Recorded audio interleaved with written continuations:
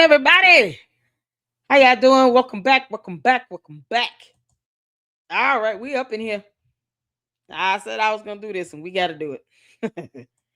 Cause Candace, you crazy wench. You can't. You up here saying in whole videos how you're stalking people. I don't expect the candy asses to understand how many laws were violated with Candace saying that.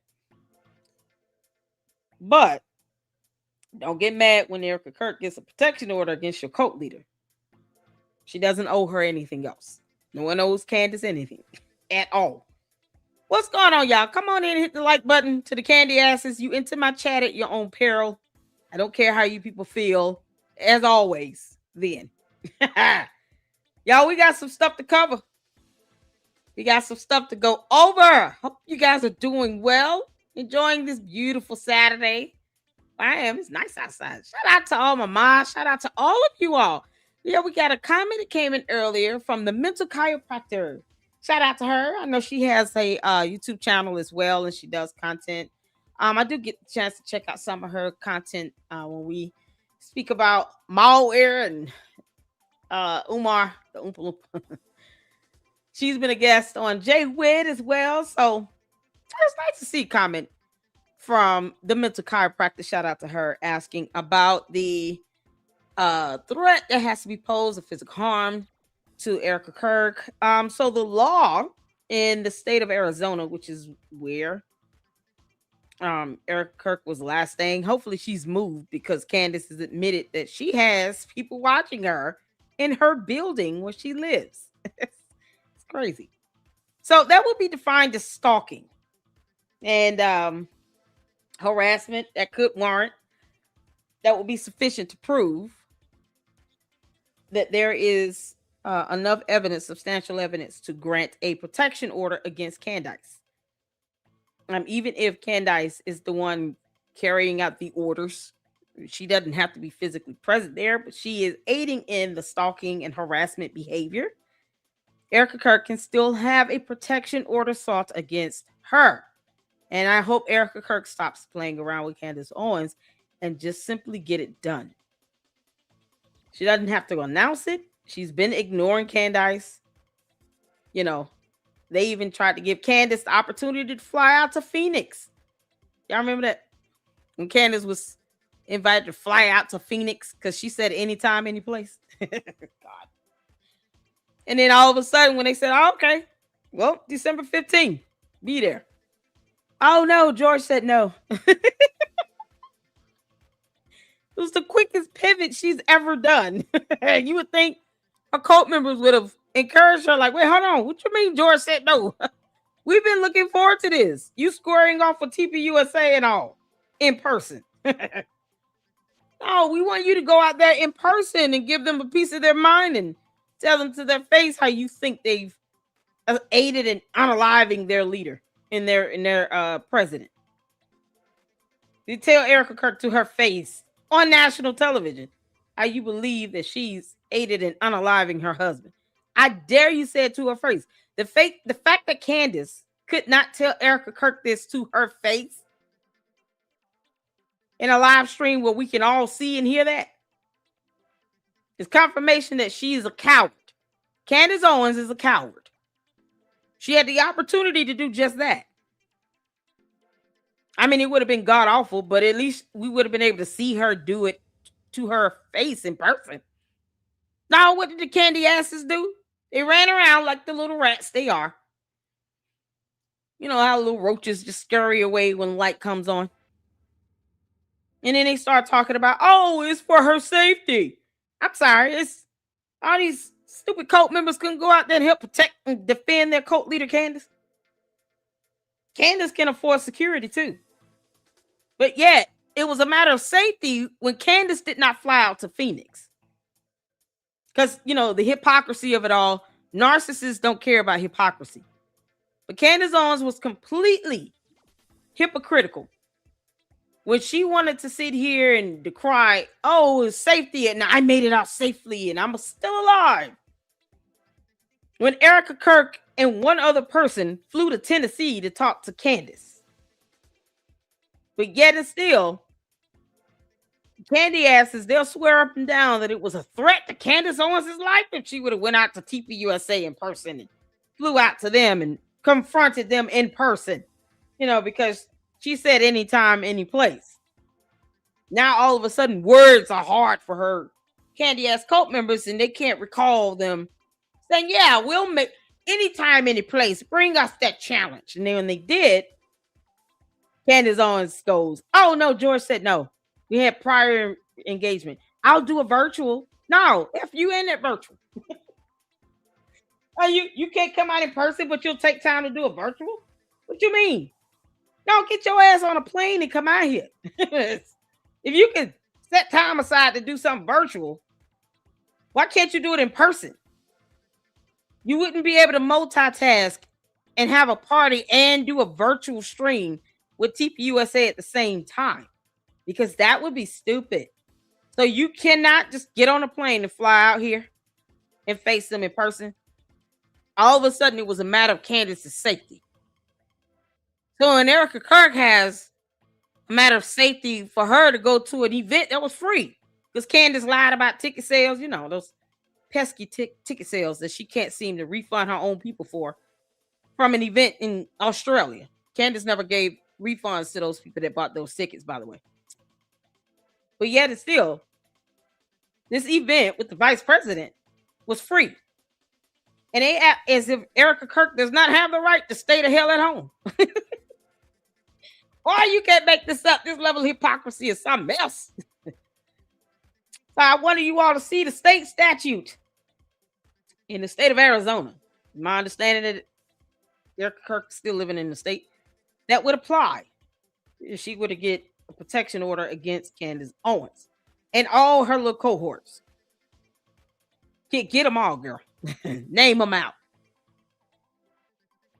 And based on all this evidence they keep leaving behind on X.com, I think a judge would grant it. The judge would definitely grant a protection order for Erika Kirk against Candace Owens. That's easy.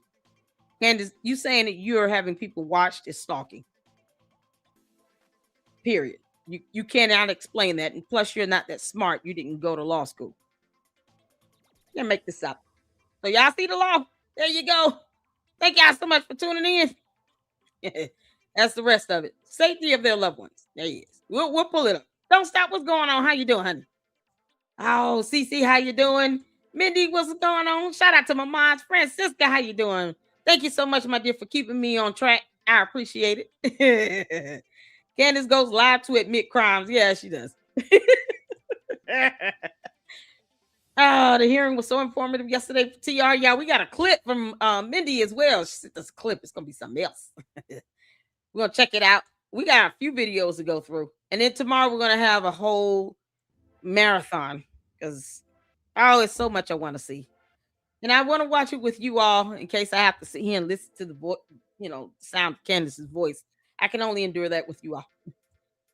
Let's see here. It's probably TMZ. What's team? What the hell is TMZ? What happened with them? Let's see. S-Files back up in here again. You guys up in here. Camille up in here. Y'all ready? I don't know what story is twisted. It's all in videos, Pet. It's a matter of listening and reading. It's fundamental. You can just literally watch Candace's video. Yeah. Oh, and it's post on X. Isn't that the twist up? So reading and listening to a video. Oh, Lord have mercy. I told you all. Yeah, listen. What's going on, C-Star? How you doing, honey? I haven't seen you in a minute. Saint back up in here. How you doing, Saint? Oh, shout out to my moms. I have the best moms on YouTube. Angie back up in here. Y'all ready? Let's get this. Let's share the screen. We'll start out with a few. They say that stuff, but that bothers me. Y'all, please, no, it doesn't. Hold on.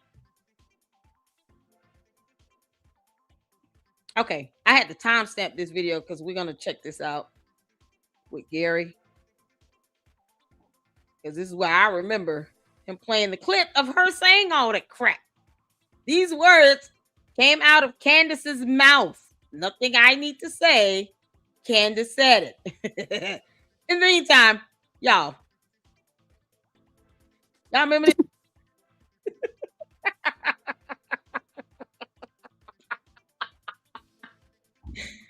Ah, how many of y'all remember this photo?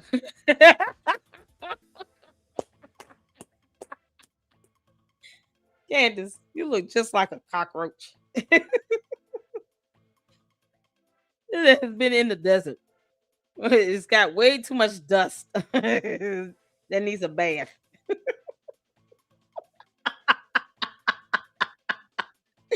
Y'all, I'm just loving Facts Me, honey. He goes in. So we started with this. Shout out to Facts Me, by the way. Facts Me, I appreciate you for following me on X, and I'm following you, buddy. Facts Me is not getting enough views on this video.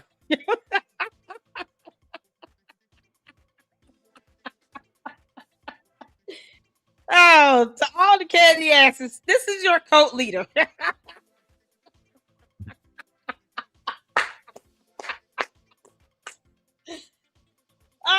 Here lies your cult leader. She's all yours. Can you all just keep her and leave all of us alone? Like, take your cult leader, go buy some land, start your own commune. She's like the black female version of Jim Jones. And then leave the US and leave the rest of us alone. Why is that so hard to do? We don't want to be drafted into your dumbass cult. They get mad when we tell them to go away. Shoo, roach. Take your cult leader and go. Y'all, this photo is what Candace took from the lawsuit. Y'all remember when I went over all her lawsuits? And the lawsuit she filed against the apartment community, the one she was paying $3,500 damn a month and couldn't afford it. Candace was living above her means, okay? Candace thought she could live in that apartment for 7 months and not pay rent because of black mold. This was one of her exhibit photos that she took on her own accord to try to convince the judge that the black mold that she allowed to grow in her own apartment because she was leaving the windows and doors open while the air was running, building up moisture. And then, of course, that started building up and creating the black mold in the walls. They need moistened environments and lots of, carbon-rich stuff like wood. So Candace took this photo as a part of her exhibit in a lawsuit, sent it to a court to try to get away with not paying rent for 7 months.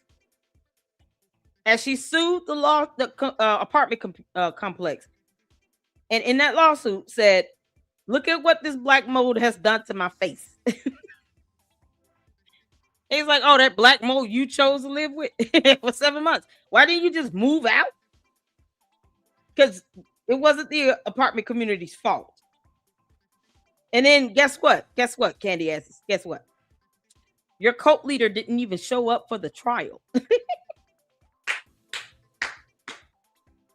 She didn't even go to court for the hearing. Can you believe it? She hired the wrong type of attorney because she's an idiot. And she didn't even show up for the hearing. Just like she punked out when they invited her to go out to Phoenix for an in-person debate with TPUSA. Coward. So you initiate a lawsuit, you hire the wrong type of attorney, and then you don't even go to the hearing? But yet you got such an issue where you thought, "Nah, I'm not going to pay rent for 7 months." Y'all, look at this picture of me, the black mold, it was eating on my face. That's what we starting at. Right here is where we're going to start. Candace, you look all like little yeasty. I mean, just lips and face. Oh, she looks gross. I want to say she's like a dusty ass cockroach from the desert. This comes courtesy of Milk Bar TV. This guy does great stuff. Great stuff. I follow him on X. And I just want to point out, Candace Owens, the greatest investigator we've ever seen.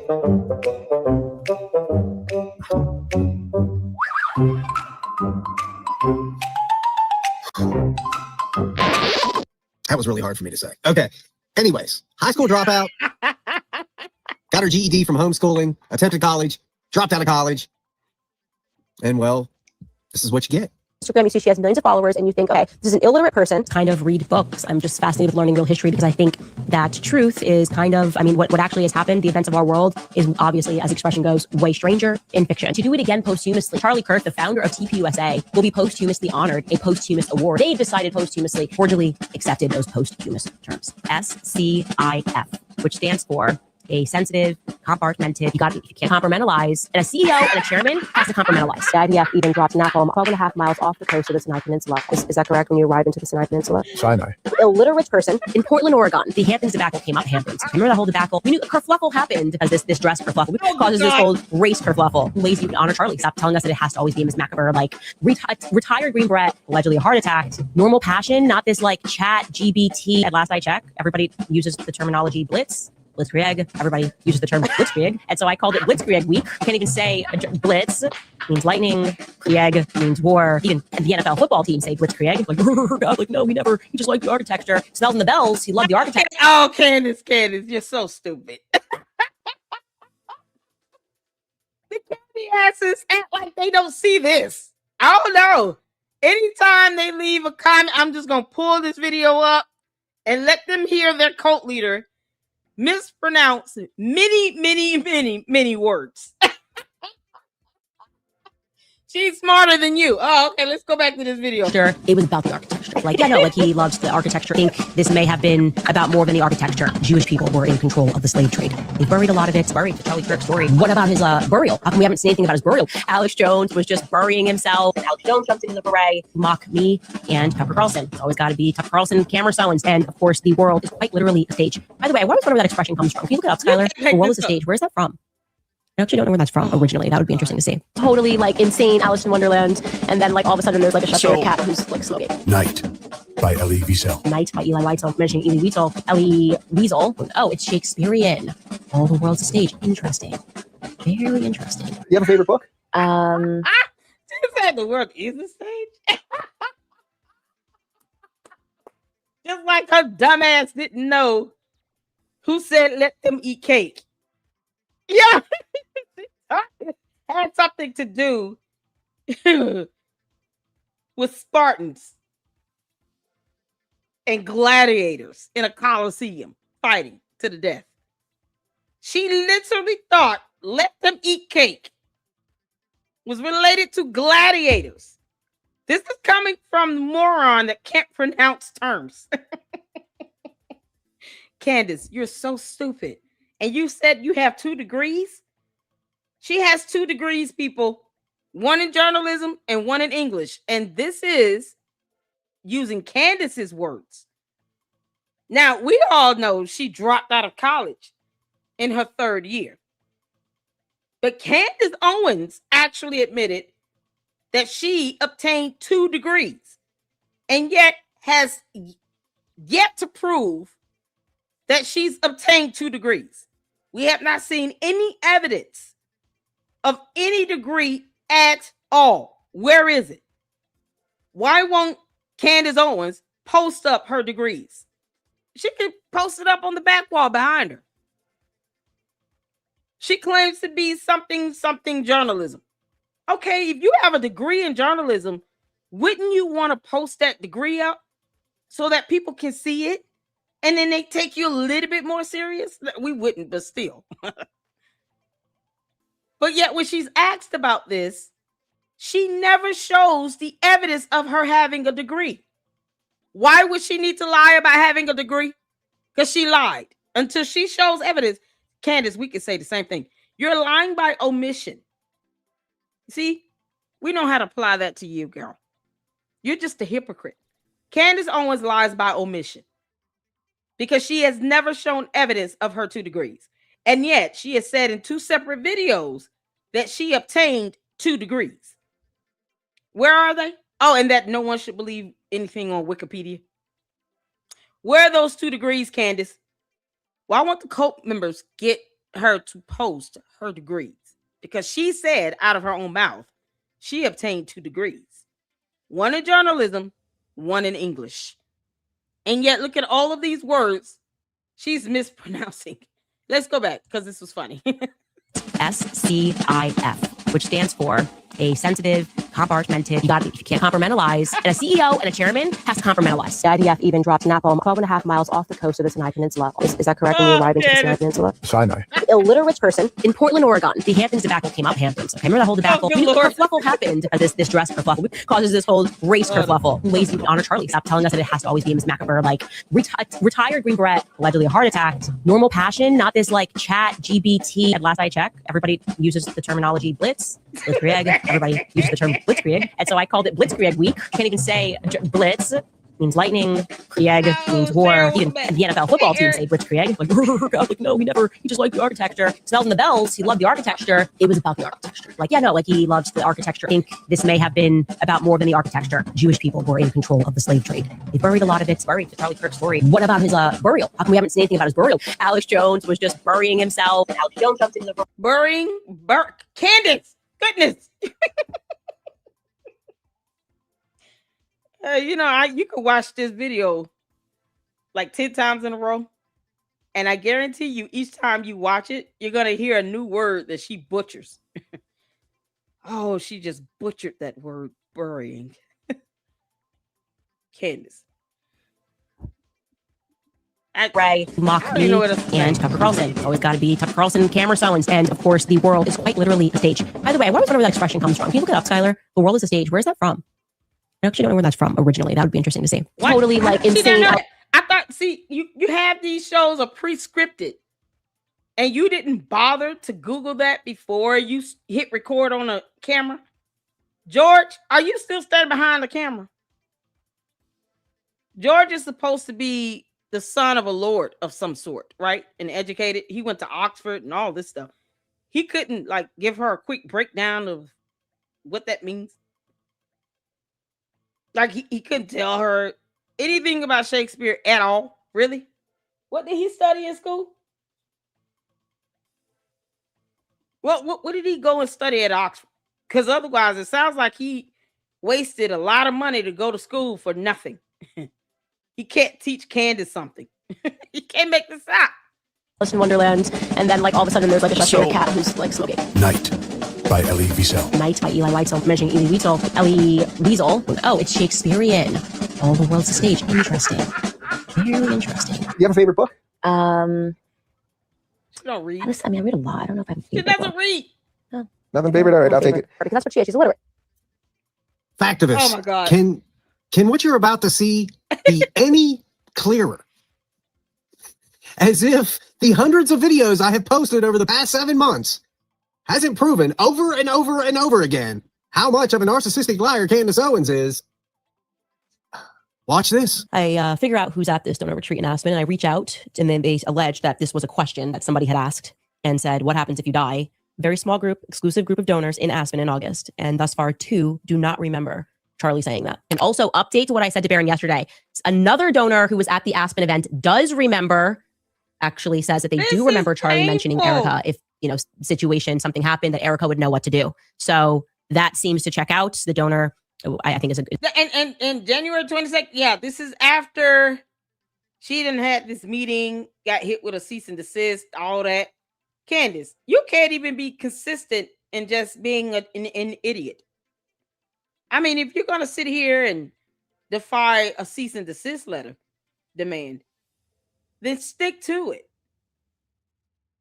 Why try to clean it up? I mean, you clearly have hated Erika Kirk all your life. So why hide behind and pretend that you don't? You're having her stalked. And you, out of your own mouth, you said this. You have people watching and monitoring her. She's not your child, you dumbass. And yet you have people stalking her. As opposed to you leaving her the F alone and stop obsessing over her. Candace, what were you and your cult members planning on doing to her if she showed up at this event with the vice president who has the Secret Service protecting him? It seems like they were disappointed that Erika Kirk didn't show up, as if they had planned on hurting and harming her for a free event. I mean, the candy asses had a whole fit on X. They were so stupid, contradicting themselves. You had people leaving comments, you ought to go home and take care of your kids. Well, that's what she did. Well, she should have went to the event. Why? You just said she should go home and take care of her kids. They was just so dumb. It was the idiocy. Y'all remember that? Idiocy, the movie where everyone's a moron. That was it on X with candy asses. Just saying things, either they're contradicting themselves or they have no idea what they're saying. And then when you call them out on it, then they sit here and talk about, well, you're black and she's black. You're supposed to support her. I don't support evil. What's wrong with you? I don't support demons. This girl says she can hear demons squirreling in her head. There's nothing to support. The devil is a liar, and so are you. You think I'm supposed to support a demonic demon, a demonic alien? Because, let her tell it she's an alien. A demonic alien because she's black in black skin? You remove this skin, what you got left? Bones, because there's no meat. I don't owe her that. I don't owe her loyalty or fealty. I'm not in her dumbass coat. The audacity. And these idiots actually try to come at me with the race card. Nope, we don't support demonic nonsense over here. Terrorists that think that they can just stalk people. Hell no, we're not supporting that. The devil is a liar, and so is all of the candy ass cult members that think that. These are morons that sit here mad because Erika Kirk did not show up for a free event. She doesn't have to. She can do what she wants to do. That's the beauty of the freedom to live and exist in peace that we have in the United States of America, where you don't owe a dumbass cult anything, not even an appearance, even if it's free. So she stayed at home because of safety concerns, and that's what she chose to do. And they're more upset that she didn't show up, like they planned on doing something to her. As if somebody probably was going to show up with a weapon and take her out. Because otherwise, who would get mad at that? Someone who does not pay your bills did not show up to a free event. She owes you nothing. She wants to stay at home. It's her God-given right. She stayed at home. She wanted to ensure her safety. The end. This girl has been getting death threats and kidnapping threats against her and her two small children since last year. I mean, she said she's always had it for months, but it really picked up after she lost her husband. And it doesn't help that this dumbass demon Candace, who's stalking her, is sitting here putting it out there that this girl aided in the unaliving of her husband. And they want her to show up at a free event for what? And they're mad. Look how they respond when she doesn't show up. And Candace doesn't see anything wrong with it. She's not going to tell her coat, why are you all upset that she didn't go to this event? Leave her alone. She didn't go. So what? It's like they planned on doing something to Erika Kirk if she would have showed up. When you say that, they get offended. I don't give a damn. Be offended. Very good person, and obviously doesn't want to be on record. But, different. I brought it up yesterday about whether or not that actually happened in Aspen, and there is a donor that does specifically remember that. So I set about just sort of after I met with her, reaching out to people that attended that event. And I spoke to a total of 4 people. And I can tell you that 3 out of the 4 people, and one was a couple, did not remember Charlie saying this. They did not remember Charlie Kirk saying this. And the 4th person, or rather couple, who said that they did remember it, and without giving you guys alluding to any further details, they would be considered a conflicted witness because they have ties to Turning Point outside of a donor relationship. Now, before we went on break, we had informed you that I had been sort of quietly prodding the narrative for months that Charlie, a mere weeks before his untimely death, literally weeks before, that Charlie declared that he wanted to appoint Erika as the CEO and the chairman of his company. And I guess I hadn't appreciated that we had never said that that happened in Aspen, Street in Aspen, at the Aspen event in Aspen. Most people were assuming that that happened in the Hamptons. It did not happen in the Hamptons. It happened in Aspen. So after my episode, I had another 2 donors reach out to me who were present at this Aspen event. And they said unequivocally, that did not happen. I cannot stress this enough. The donors who were in attendance in Aspen are telling me that Charlie never said this. Another donor who was at the Aspen event actually says that they do remember a couple who said that they did remember it. Who walks around and says, yeah, I want my wife to inherit my company? Just random out of nowhere. What do you hear that at? That's like me going to the store and the store manager goes on the intercom and says, you know, if anything happens to me, I want my oldest child to inherit my last paycheck.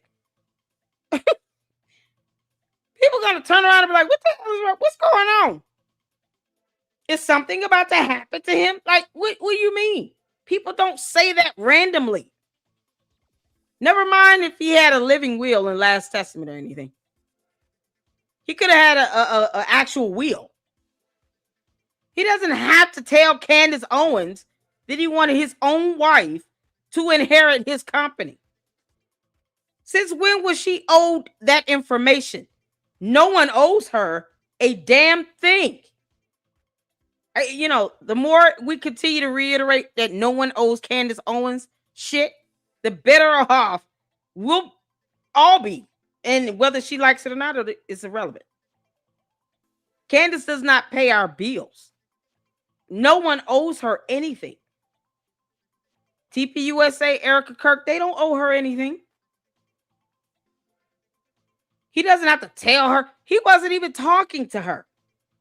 So as you all hear, she's trying to paint this narrative through a third-person perspective, which would, in the court of law, be considered hearsay because she was not there to hear these conversations. And if you're a Luxter in the LLC, you understand what hearsay is. Hearsay is information that's being said by a third party. Candace can't even say that she was there in person to hear these conversations herself from Charlie Kirk. So she's giving out a bunch of hearsay that will be irrelevant in a court of law where it would matter the most. At the end of the day, Candace Owens is still not the president of TPUSA. And we bless God for it. That's all that matters. Charlie Kirk would have never wanted Candace to be the CEO and president of TPUSA. Erika Kirk is quite capable and competent to do it. And if she messes up or makes a mistake or does anything wrong, she has a team and a board around her to help guide and correct her. She has attorneys. She has people that actually went to school and obtained degrees and has education and experience to help her be a president and CEO of a company. She does not need Candace Owens' help for a damn thing at all. That's what really bothers Candace. Erika Kirk is not coming to her for stuff. For what? But this is Candace who wanted to be on the payroll of TPUSA for their PR. Y'all remember that? She said that twice. Candace said they should, first she said they should put me on the payroll for the PR. Then she said they should give me a monthly retainer for their PR. Why would you want their money? I thought TPUSA was funded by all of Israel. So you want them to give you money that coming from Israel after you've dogged out Israel and TPUSA for months. Now you're talking about being on their payroll and getting a monthly retainer from them for what?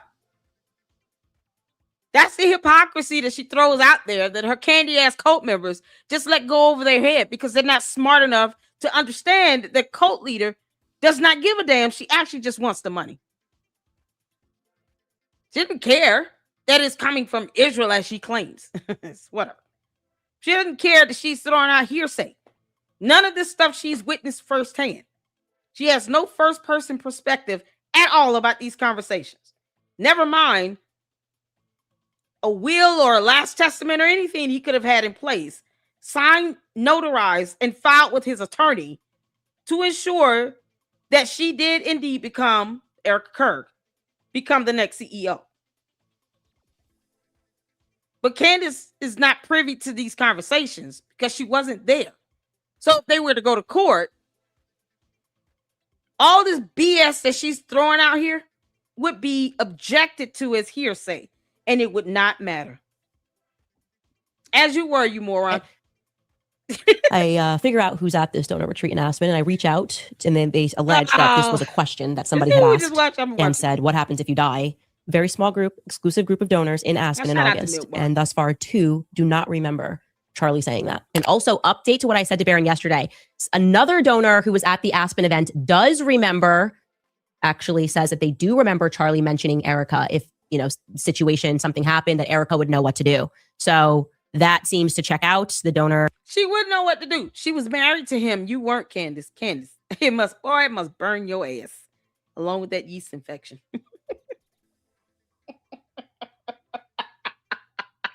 Y'all can tell when it's Candace and Yeasty's time of the month. Yeah, it's Yeasty's time of the month right now. And that is itching and a burning. Candace, it's not our fault that you stuck with this 10-year-old yeast infection. Will you go get treatment? Because you think that you can dictate someone being appointed as the next CEO of a company you didn't own at all. You were told, actually, you were about to be fired from it. You only worked there 19 months. That's like me being mad at all these changes that's happening with Chick-fil-A, and I worked there in high school for, a year? That was it. Yeah, it's one time I worked at Chick-fil-A for less than a year. How dare they not consider me to be the next board of director? What do you mean? That's how much of a shot Candace has at being the CEO of TPUSA. Just as much as I have to be the CEO of Chick-fil-A. If Candace becomes CEO of Turning Point, I should be CEO of Chick-fil-A. I worked there for less than a year in high school. Unbelievable, man. I think is a very good person and obviously doesn't want to be on record, but different. I brought it up yesterday about whether or not that actually happened in Aspen, and there is a donor that does specifically remember that. So I set about, just sort of after I met with her, reaching out to people that attended that event, and I spoke to a total of 4 people, and I can tell you that 3 out of the 4 people, and one was a couple. All of that will be hearsay. Hearsay. Objection. Hearsay. We don't care. Candace. Hearsay. You might want to Google this term. Is when you're sitting here giving us third-person perspective. He say, she say. We don't give a damn. Neither will a judge or a jury when Erika Kirk sues the crap out of you. Do you understand? All of this will be objected to. All of it. And these same people that you claim talk to you, they may not even exist, certainly will not come in and testify on your behalf because maybe he said this, maybe he didn't. We don't know. I mean, and all of that can be trumped out with an actual will.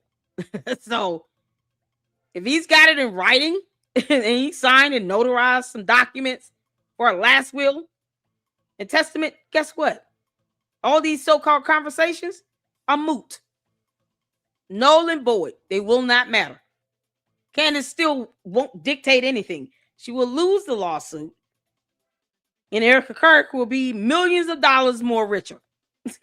That's it. Erika, please hurry up and sue her and get a protection order. Did not remember Charlie saying this.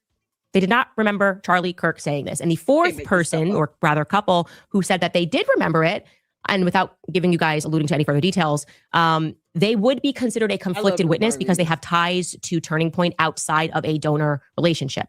Now, before we went on break, we had informed you that I had been sort of quietly prodding the narrative for months that Charlie, a mere weeks before his untimely death, literally weeks before, that Charlie declared that he wanted to appoint Erika as the CEO and the chairman of his company. And I guess I hadn't appreciated that we had never said that happened in Aspen, street in Aspen, the Aspen event in Aspen. Most people were assuming that happened in the Hamptons. It did not happen in the Hamptons. It happened in Aspen. No one assumed that. You said back to back to back. It happened in Aspen. The judge won't care where it happened. The biggest and most important factor is that you weren't there. So it doesn't matter. Hearsay. Hearsay, we say to you, Your Honor. So after my episode, I had another 2 donors reach out to me who were present at this Aspen event. And they said unequivocally, that did not happen. I cannot stress this enough. The donors who were in attendance in Aspen are telling irrelevant. Hearsay. Because unless they come in and testify and they have evidence to show that they were actually there and that he said those words, all irrelevant and moot. He wanted his wife to take over TPUSA. The end. Whether Candace Owens and the cult members like that or not is irrelevant. And a judge and jury in a court of law would not give 2 shits. Not at all. That Charlie never said this. Another donor who was at the Aspen event actually says that they do remember a couple who said that they did remember it. So Candace Owens is spiraling out of... Y'all. Shout out to Milk Bar TV. Oh, man. He is a genius, okay? He can debunk her in 1 2-minute video and just play all her clips, and that's it. He doesn't have to say a word. That's what makes his videos so awesome. He literally uses her words against her. And we are here for it because the candy asses, you know, they act like they can only hear certain things. When their cult leader says jump, they say, how high, master? And then that's what they do. They don't read or go back and watch this and say, you know what? No, you did say that. No, too much like right. Oh, gosh, yeah, Josh Carr. Oh, honey, how you doing? So we got Josh Carr. He posted up a new video. This kind of goes into, you know, what we're going to discuss regarding these protection orders. We're going to go over the protection order that has already been granted from the Tyler Robinson case to cover Erika, Kirk, and the 2 children, and to go over the stalking law in Arizona. And there's a clip from Paramount Tactical. He had a special guest on that I want to go over as well. And that'll help people understand why I've been advocating for Erika Kirk to get a protection order filed against Candace. I don't play around when people say things like, you know, we had one death threat come up in here from the candy asses because, you know, they think they can just say what they want and have no consequences. Death threats are not covered as free speech. It's not protected free speech if you make a threat. It's not. Neither is defamation. Defamation, verbal threats, harassment with the intent to do so. That's not protected free speech at all. It's not. And as opposed to Candace and her dumb coat leaving Erika the hell alone and finding someone else to obsess over, you know, maybe an alligator or a rat, they'd rather do this to Erika Kirk, whose bills they do not pay. And that's the difference. She's not paying their bills. They don't pay hers. Candace doesn't have to take care of Erika Kirk. And Erika Kirk doesn't owe Candace a damn thing. It would not, I wouldn't even think twice if I were in Erika's position to file a protection order against Candace. Honey, I'll be up. I'm so glad she said this in this video. Call the attorney. Can y'all get the attorney on the phone? Tell them, hey, we need to go to the courthouse right now. Child. We're filing for an emergency petition for a protection order. Yeah, we need an emergency hearing. Because you can get one in 24 to 48 hours, Erika Kirk. If you do it as an EMO, 24 to 48 hours. You have someone that has 6 million people groveling and worshiping the ground she walks on. Ready, willing, and able to send out a death threat and execute it at a moment's notice for free. She won't even give them money for it. That's not something you play around and wait for. Nope, that's something you, let me just go ahead and get this in place. Especially when you already have one in place because your husband was unalived on national television. Candace doesn't have to say anything about Erika Kirk. She can go talk about anything else. She chooses to do that. And as long as she is making the conscientious choice to keep saying Erika Kirk's damn name and how she's stalking her, she's showing intent. This isn't accidental. This is willful and intentional. And that's the other prerequisite you have to meet in order to show this level of cyber harassment with the stalking and the doxing. She has a history of doxing, the targeting, inciting of violence, having death threats initiated against people. People have literally stated that they sent death threats on behalf of Candace Owens. All of that can be used against her in a court of law. All of it. And she's not going to go in there and bucket the judge or the bailiff or anything because, she'll go to jail. But it's imperative to understand why she needs to get this in place. See, Candace, is scared of court. You get a protection order in place and she violates it. Now you can petition for contempt. And that is an actionable offense. And guess what will happen? They will lock her ass up. Why are we playing around with this? I'm telling you all, she who knows the law has the power. All you really needed was to solidify evidence of Candace doing these things and inciting it, perpetuating the actual harassment, the stalking behavior. And she has done that. She said it in a video. Candace, you effed up. So I'm going to keep tagging Erika Kirk in everything I post on X. And hopefully she go ahead and get this done. Because no one owes Candace the benefit of the doubt. No one owes her a damn thing. No one. Not even God. Grace and mercy is all you get, and you should be blessing God for that. He doesn't owe you that.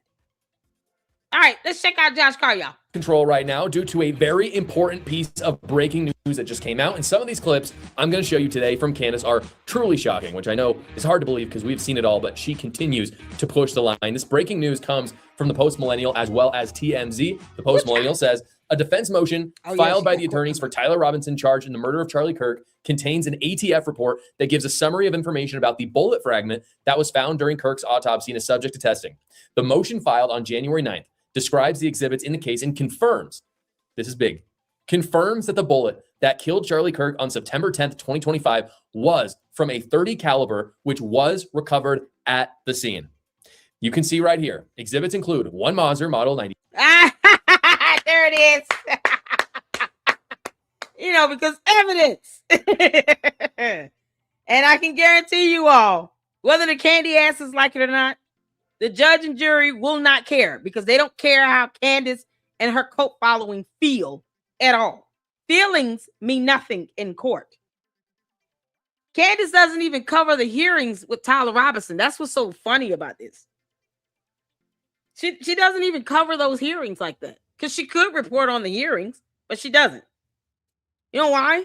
Because she knows that her opinion and her input regarding those hearings mean nothing. That's not how the law works. And in the court of law, they don't care about your feelings. They care about facts and the finding of law and evidence. It's what you prove, not how sad you are. She's not the victim either, so they still wouldn't give a damn about Candace. You can't make this up. So evidence like this is all the jury need to know.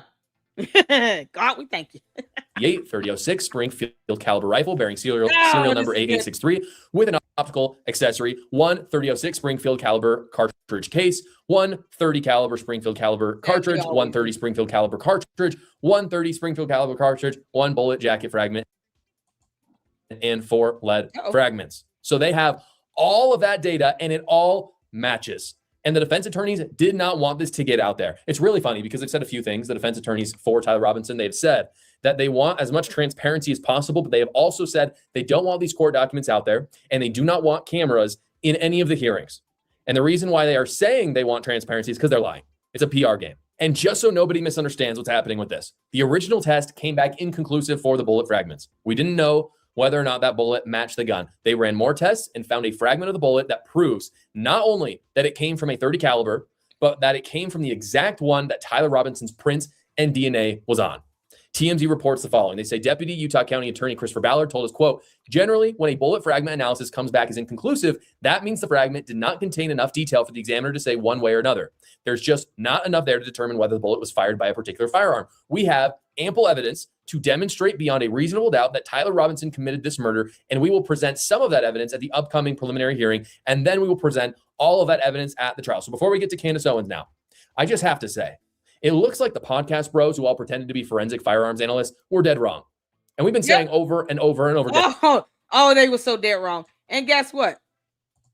They will still be dead wrong because what they didn't have was the actual evidence itself.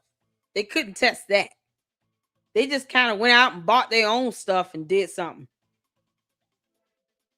You know, it's so funny. Most of them didn't even go to UVU campus to even get an idea of, you know, the position that Tyler Robinson took. Being on top of the roof, the angle, the physics involved in that. They didn't even go out there and do that. Can't make this up. So just in case you guys want to see these court documents, this is Andrea Burkhart. She has a Substack. I'm going to drop the link to that. And you all can go. She has all the court documents. She's also an attorney. So, you know, I love being able to go to the experts to get this type of information. And when I have questions, I go out to the attorneys who, you know, my godmother is a retired federal judge. Lord, we thank you. So I go to the experts. I was taught to do that very young. You know, if you got questions about law, go to people who studied the law. Same way you would go to a surgeon if you had, you know, questions about surgery. You don't go and talk to a basketball player if you need to have open heart surgery. No, you're going to go talk to a cardiologist who's a surgeon. You talk to the experts in that field.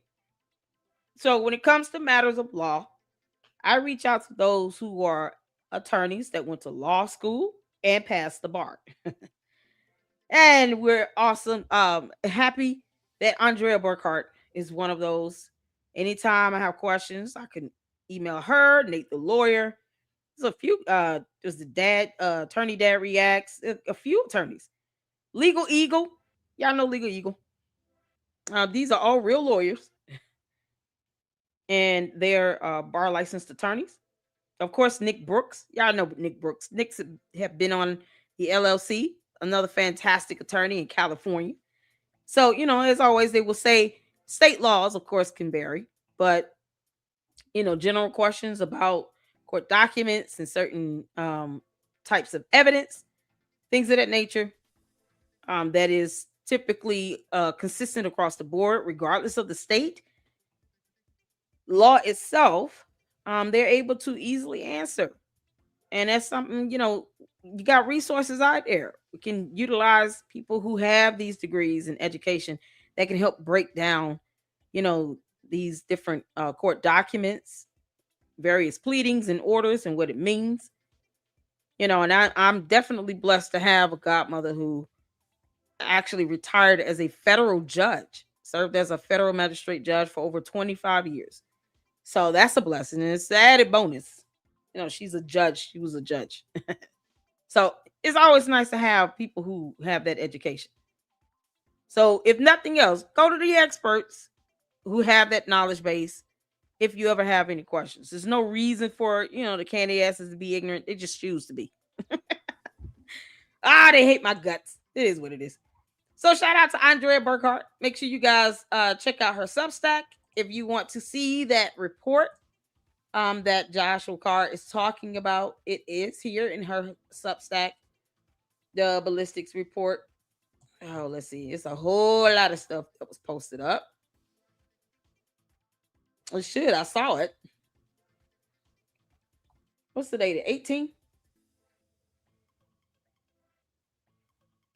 Oh, good Lord. I had a copy of it.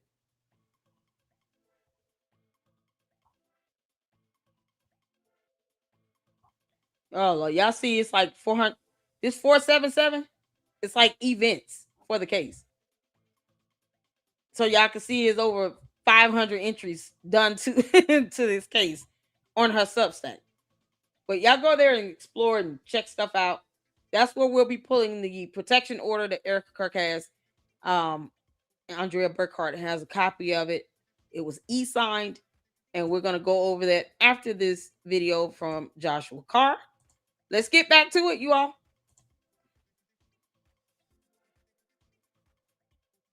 Can y'all hear? Hit the 4. Hit the 4. Can y'all hear? It's saying it can't be heard. Hold on, let me reconnect. Have it on.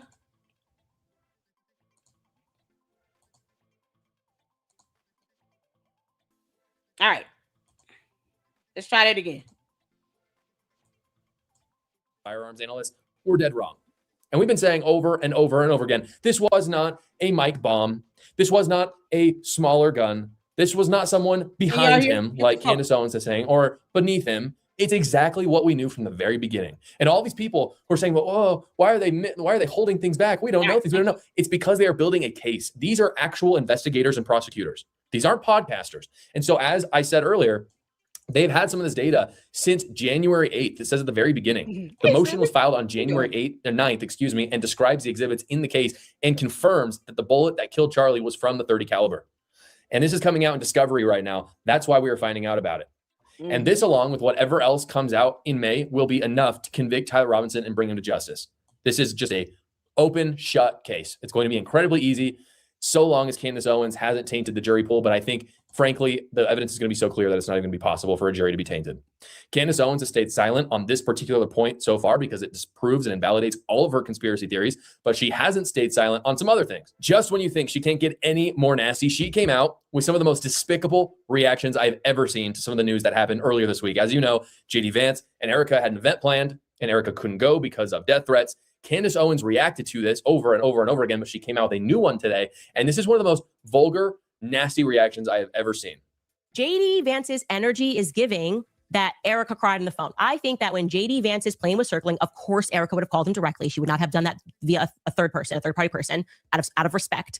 I think she was on the phone with him. She cried, right? His energy is like the male, I need to protect a woman in distress. Like she's a female, she's in distress.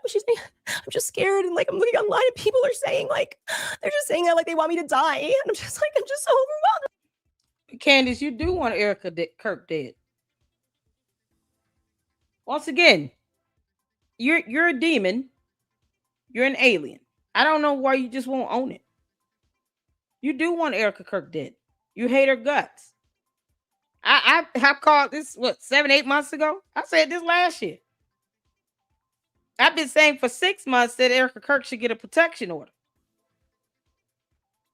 6 months. Because, I mean, Candace, you're a simpleton and it's easy to see through you. All your insecurities. The fact that you're willing to lie like you're breathing air. Here on our planet. No one told you to crash land here on Earth. Could have stayed wherever you were. But you choose to hate this girl and to be obsessed with her. She lives rent-free in your head and in the heads of all the brainless candy-ass cult members that are roaming the earth. And for what? Erika Kirk does not pay their mortgage or rent, or have to buy groceries or pay your utilities or anything. Why is she living rent-free in the head of Candace Owens and her cult members when they can easily leave her the F alone? Why do you care if she did not go to a free event? So the fuck what? And I said it. So what?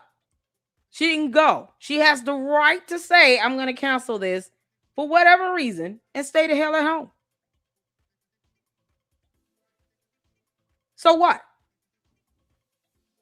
They don't want to admit they're obsessed because Candace is obsessed. You know, and this hive mentality from these cult members have them thinking about Erika Kirk 24/7. They can't justify why they're allowing themselves to be obsessed with Erika Kirk. Why do you care if she canceled for a free event? Why? Candace won't even give refunds to an event where she charged people upwards of $1,500 to come see her do this same dumb shit we can see for free on YouTube. So why do you care if she decided I'm going to cancel this free event and just catch the VP and something else? Whatever. Let's not forget Candace and these same dumb cult members are the ones that made a big deal out of a hug. Because Erika Kirk grabbed the back of his head. That was a whole conspiracy about them having an affair. They got 3 kids on the side. The dog won't stop barking. He's given her the world and bought the moon. I mean, it was just ridiculous. All kinds of dumb theories from a hug. And now they're upset because Erika Kirk, out of her own safety concern, canceled a free event with the Vice President of the United States that has the protection of Secret Service. Yeah, because they're not obligated to protect the civilian. So he has the protection of the Secret Service. And no one lost any money. They didn't charge anybody to go to this. And they're pissed off because she didn't show up when they've already blasted her for a hug with the same person. Make it make sense. Candace's fake outrage is straight up stupidity on steroids. There's no logic to being upset about that or disappointed. These people don't care for Erika Kirk. You weren't anticipating seeing something, so why do you care she canceled? Yeah, this freeze frame is epic. Why do you care? Erika Kirk nor Candace Owens pays my bills. If they both decide to cancel on everything that they're doing, it has no effect in my household. I don't care. That should be Candace's mindset on anything dealing with Erika Kirk. But no, she chooses to be obsessed. She chooses to say and do all this crap she's saying and doing. Then this girl's supposed to be over 35 years old. Candace, how old are you? Because right now you're acting like you're 4. This isn't even mean girl stuff. This is demonic alien stuff here. For no reason. There's no rhyme or reason to this. None. You gained nothing or lost nothing out of Erika Kirk deciding to cancel a free event with the vice president that you created a litany of conspiracy theories over a damn hug because she grabbed the back of that man's head. Can you believe it? Right now, Mr. Vice President, I'm just so overwhelmed. Dab, dab, dab, no tears. I'm so overwhelmed. And he was probably like, oh my God. And my kids, I just don't want my kids to be an orphan, Mr. Vice President. I'm so sorry. That's what I think went down. Okay. That is the energy that he is giving is like, oh my gosh, I feel so bad. I need to like protect this injured bird. Anyone defending her still is insane. That is one of the most callous reactions I've ever seen in my life. Again, let's just make it clear what this is. Erika Kirk is a widow. Her husband was shot in public. She has 2 young kids, and she is trying to keep going on the legacy that he created. She is speaking at an event or going to, and death threats are made on. Candace doesn't even care about those kids getting death and kidnapping threats. You think she cares about Erika Kirk at all? Like, she doesn't care about Erika Kirk. I just don't understand why she keeps trying to play it off like she doesn't want this girl dead, because she does. Candace Owens wants Erika Kirk dead. And it seems like they're all pissed because Erika Kirk didn't show up, so they could not carry out their plan to actually hurt and harm her. Because otherwise, no one should care that somebody canceled a free event. That's the dumbest thing to waste energy to be mad about. Who the f- cares if she didn't go? Unless the candy asses really are paying Erika Kirk's mortgage. Why do you care?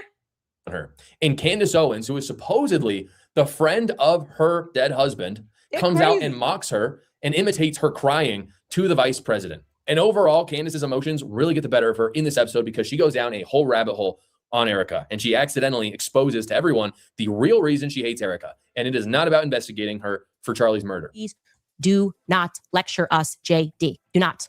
Okay. The lecture that is coming from you is exactly why we don't like Erika, because we see it for exactly what it is. It's elite. She has money and connections. She can call Vice President J.D. Vance. She can get the Secretary Scott Bessent to issue a letter on demand, demanding you stop looking at. Wait a minute. Hold on. Candace, can't you email or text a high-ranking FBI agent? Weren't you able to write a letter over to the president and get it on his desk? I mean, he didn't give a damn, but whatever. Didn't you say that somebody was out to, try to take your life or something? You, Candace, you claimed that you had a death threat or something from the French president and his wife and an Israeli operative or something, blah, blah, blah. And you sent a text. Not a formal email or a formal complaint on the FBI website because of all these dumb theories. Provided zero evidence. But you wanted the entire executive branch of government, all of the White House, all of the FBI, CIA, you wanted whole agencies to do something about you getting this fake death threat from Emmanuel Macron, Brigitte Macron, and some fictitious unknown Israeli operative to whom you never named. Let's not forget about those transactions from Club Doxing. When the candy ass is going to show evidence of these transactions to Club Doxing? Because that's what your cult leader posted up on X. Payments were being facilitated through Club Doxing from the French president to these so-called hired hitmen. It was a female French assassin and a male Israeli operative. I remember that post clear as day. And I kept saying, where is the evidence of those transactions through Club Doxing, a club of 100 people dedicated to gastronomy? Candace, I know gastronomy is a big word that you can't define or spell. You're going to have to try. Sound it out. Gastronomy. It's a study of them eating expensive ass meals. It's like food culture. And it's 100 people in this club that's been around for a long time. It's like they go on wine taste and meal taste in different restaurants. That's what they do. Somehow payments are going through that club from the French president to take out Candace because of reasons. But she couldn't get her hands on those transactions. Somehow she can conjure up flight data for Egyptian planes. But she can't get her hands on the evidence of transactions being made through Club Doxing. And the person that called her and told her all this stuff never sent her over the evidence. Unbelievable, right? You think if they tell you, hey, I just saw some transactions go through from Emmanuel Macron after Brigitte Macron popped them in the face on the plane, it's a whole thing. And then he made a payment through, and it went through these people that go out and just eat meals all day. And here it is. Here's the screenshot of it. Why would they not send her evidence of that transaction? She should be able to ask, how much was the payment? No. We didn't get any evidence on that at all. Yes, how much did he pay this again? Yeah, it was only $1,000. Candace, you're only worth $1,000. Like, why would she not ask that person to send her the evidence? Hey, okay, you calling me, telling me this. Can you send me a screenshot of it and email it to me? No? Then how do I know this is real? So she has no way of getting evidence for her own alleged assassination attempt. She claims somebody called her and told her they saw it in a computer. Now, they saw this in a computer screen, but they couldn't send her the evidence of it. They couldn't take a photo of it and send it to her. But yet and still, somehow, she thinks that people are supposed to care about her being mad that Erika Kirk didn't show up at an event with the vice president. You know, I guess, and sit in that seat she was supposed to be in. Like, we're supposed to care about her being outraged on that. This clown right here is outraged that Erika Kirk did not come to a free event. For reasons.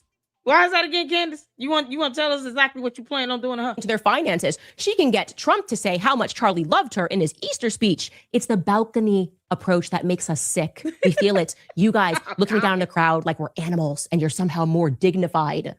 Okay, Mr. Vice President. I talked about this on my series on Candace, but Candace craves power and money. She is not an ideologue. She is jealous of those who have more money and power than her. She hates Erika because Erika has more power in the conservative movement than her. Candace may have the money. She's incredibly rich between her and her husband. But as her support falls away completely because more and more people are coming out and saying that she's crazy, I think it's incredibly obvious to see that she is jealous of the connections that Erika has. Oh, yeah, and she wishes she has more control over the White House. Candace continued to claim that. Candace. When the president tells you that Brigitte Macron is prettier than you, How do you think he would feel about telling you that Erika Kirk is prettier than you?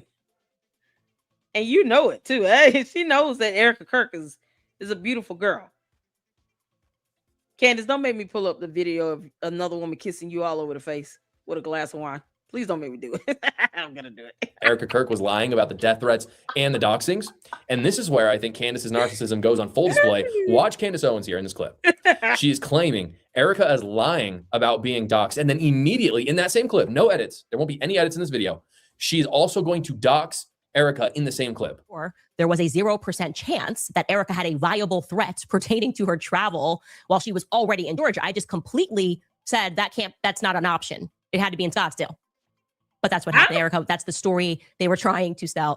And here's what actually happened on that day. Okay. Well, let's start before. On Saturday evening, Erika Kirk flew into Palm Beach because she was attending Bettina's bridal shower, which took place on Sunday. Here are some photos of her on Sunday at Bettina, soon to be Trump's bridal shower. She's engaged to Don Trump Jr. I instantly assessed that this was taking place on Sunday because Ivanka's there. And so is Ivanka's daughter.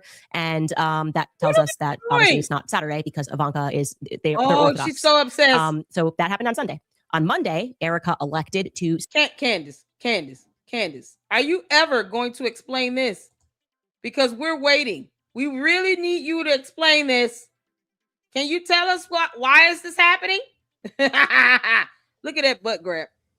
Oh no, it's the same woman. It's the same woman. Hey guys, it's me, Samantha. Who is this? I'm so Candace. perfect and pretty and skinny. Explain And yeah, this. maybe Candace got a little chubby in quarantine, but at least I'm still cute because I'm. That's not AI. Candace, Hey guys, it's me, Samantha. is her name Samantha that's kissing on you? I mean, I get you got a girlfriend on the side, right? Like, you know, it's your business, whatever. But, you know, what if 7 million people decide to hone in on your relationship with this woman? You know, because you've got 6 million subs over there on YouTube and your candy ass cult members love reminding us that you do this for clicks, likes, views, and money. You do realize that there are more than 6 million people on Earth.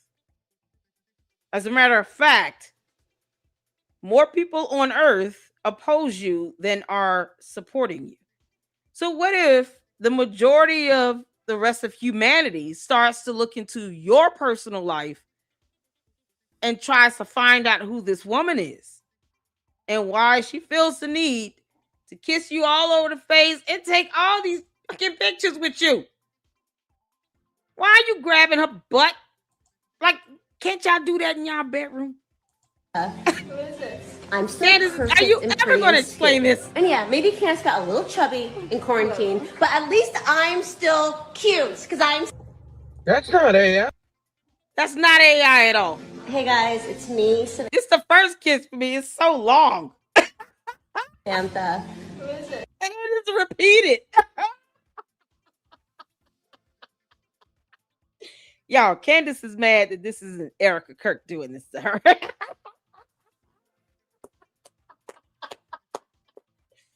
Candace is mad that this is not Erika Kirk doing this to her. Candace, I told you, I already see through you, you dumb demonic alien. She's mad because she likes Erika Kirk. She's attracted to her. Candace, clearly you like girls. It's clear you like girls too. Why you just won't say that, I don't know. Maybe it interfere with your gimmick of Christ is King in your world. You use as a euphemism. It's a slogan for her. She does not mean that at all. Because if she cared about Christ being king, she would read the Bible where it says to defend widows. And you are out here attacking one. Yeah, go ahead. Can you explain this again? I'm so perfect and pretty and skinny. Oh, and then just like 2 more repeated kisses after that. Candace, good grief. I think the first one was enough. 3 more times. Yeah, maybe Candace got a little chubby in quarantine, but at least I'm still cute. No, the president said that Brigitte Macron is prettier than you. Candace, kiss my ass. Stay in Palm Beach. On Tuesday, she flew from West Palm Beach up to Athens, Georgia for her event. And I want to be clear, she therefore flew into the already secured by the Secret Service, the federal government already secured this days earlier, the private airport and the terminal, the very same one that the vice president was due to arrive in. Okay. Their story is done. It's done right there. So we're going to look at the timeline from that day so that you can appreciate the audacity of a lie that they tried to sell us. Later on, they're going to admit that they lied, but before, let's get here. So why am I showing you these clips? Ridiculous, man. I want to show everyone she is a liar. She's inconsistent. She is immoral. She is a liar. And everything she has said about the Charlie Kirk case has been a lie so far. We were told there was no way it was a .30 caliber, and now we have irrefutable proof that it was. We were told that it was Israel or Egypt that did this. We have proof now Tyler Robinson shot the murder weapon. One of the weird obsessions Candace has had over the past few months is Charlie's burial. She's talked about him being cremated or maybe being buried in the Catholic Church, and she is surprised Erika wouldn't want Candace or other enraged leftists to know where Charlie is. That's a big thing for her. There's no one knows. I mean, I shouldn't say no one, but almost nobody knows where Charlie is buried, and for some reason that's a huge problem for Candace. She doesn't understand that her own family. Candace, you don't even know where George is half the time, and he's still alive. These lavender marriages is something else, y'all. Yeah, I think it's time for us to really do some reporting on Candace's lavender marriage. To break it all up. Because she's made this about Erika and Charlie and TPUSA far too long. Candace, it's time to shine the spotlight on your dumb ass. Figure out why you feel like, we don't deserve to know about this lavender marriage of yours. You've given us a migraine for 7 months and weaponized the death of somebody that you were not friends with. You guys hadn't even friended each other on social media. Girl, please. You're going to tell us about this lavender marriage, because that's definitely going to explain this other woman kissing all over you, and you have no quarrels with that at all. Let me go back. I don't see you fighting this girl. That's not AI. She wasn't fighting her at all. Hey guys, it's me, Samantha. Who is this? I'm so perfect and pretty and skinny. And yeah, maybe Candace got a little chubby in quarantine, but at least I'm still cute. She didn't tell this girl one time, can you get the hell off of me? Yeah.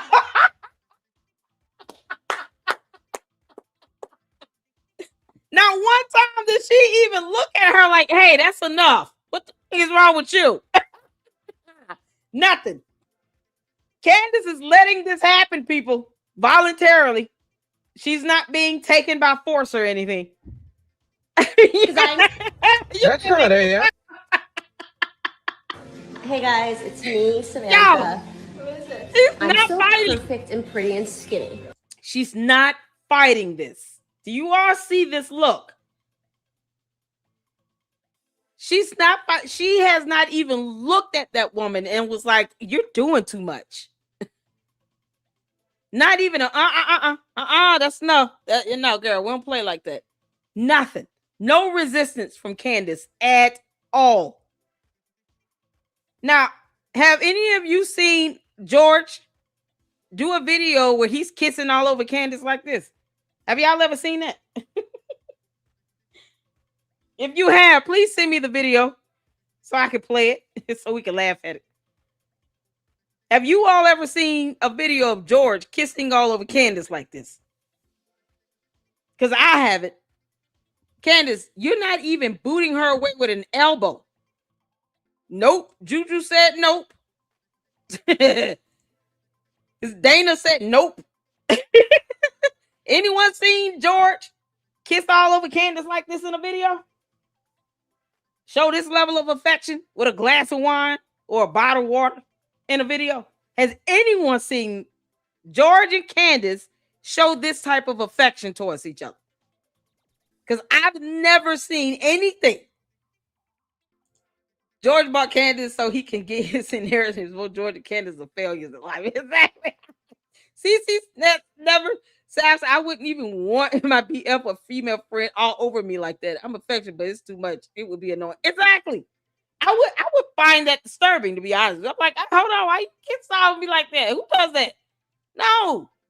No. Listen. The only person I want to kiss all over me like that would be my boyfriend or my husband. A real man. Child boo. Candace, you didn't even elbow her away from you. Not even a nudge. She didn't stop this at all from happening. For all of 30 seconds that happened. Lori said, nope. Nobody ever see. Y'all please show a video of George and Candace showing this level of PDA. Send me the link if you find any video on social media on the entirety of the internet of George Farmer kissing all over Candace like this. Please send me that video link. Now, we all know that the wedding day is going to be a day where they kiss and dance and blah, blah, blah. We expect that. I'm talking about just hanging out just randomly like this. Wedding day does not count. We expect that. Something like this. They just hanging out, drinking wine or something. Send me that video link of George doing this to his own lavender wife. Okay.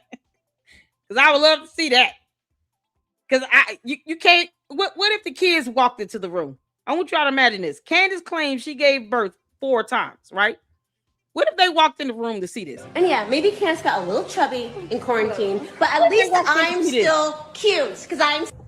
That's not AI. The kids gonna walk in. The kids walk in to see this. They're gonna be like, "Mommy, who's that lady? Is her name Samantha?" It's me, Samantha.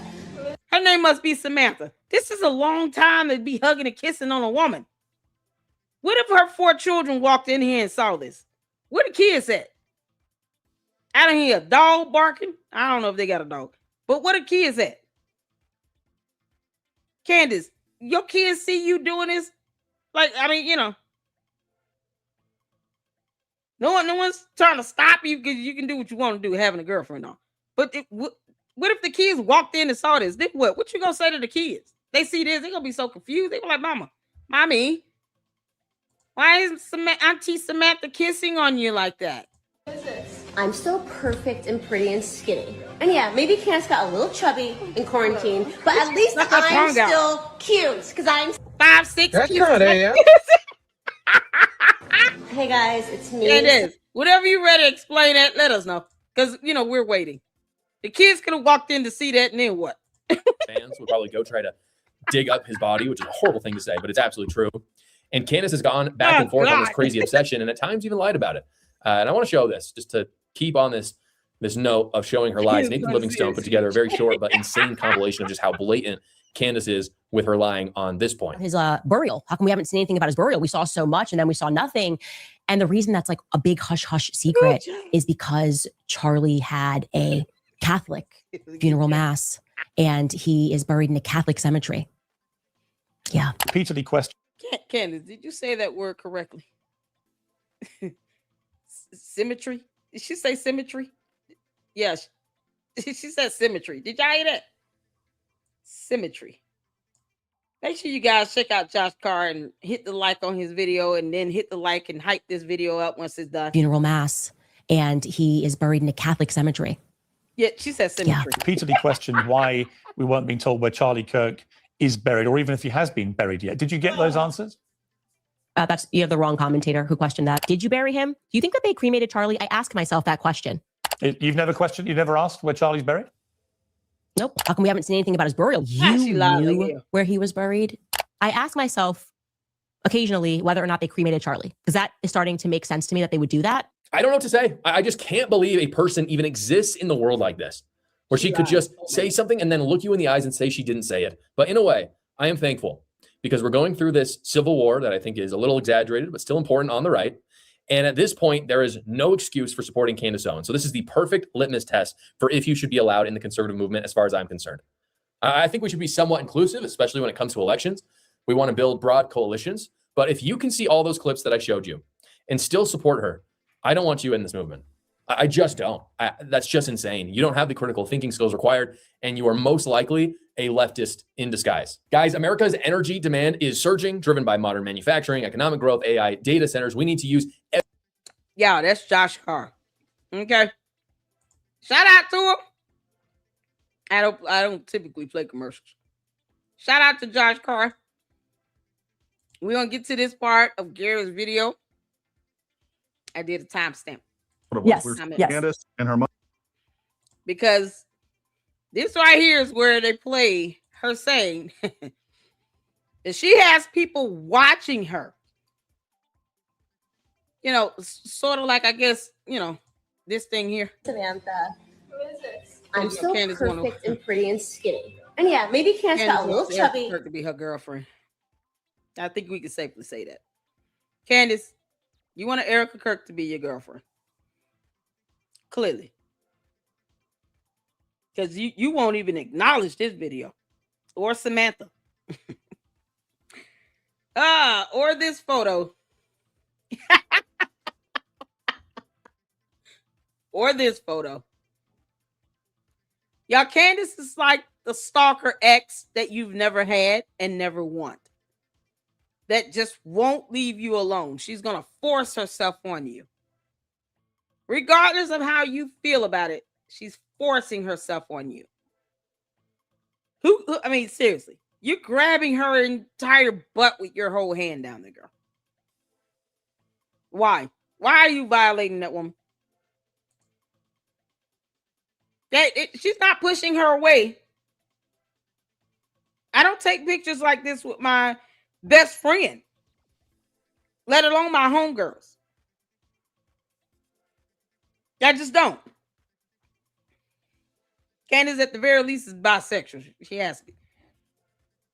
But she wants Erika Kirk in this man. In quarantine, but at least I'm still cute because I'm. That's not AI. You Hey can't guys, make this it's up. me, Samantha. Who is this? I'm so perfect and pretty and skinny. And yeah, Now they got the jazz music on in the background.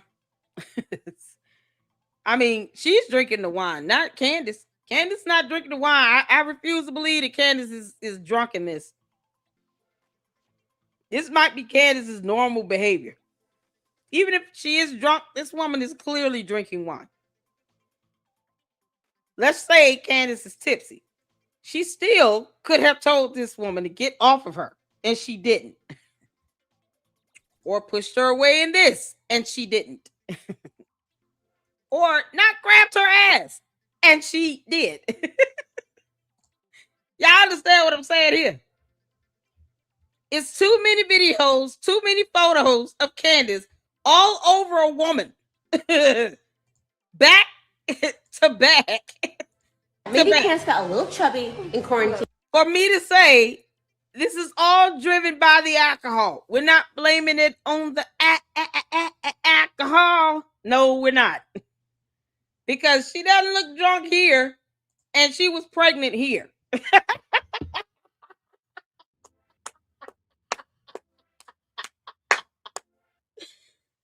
Candace, don't make me change my title of my videos to you being bisexual. Because right now, you can't say you're not and expect me to believe it.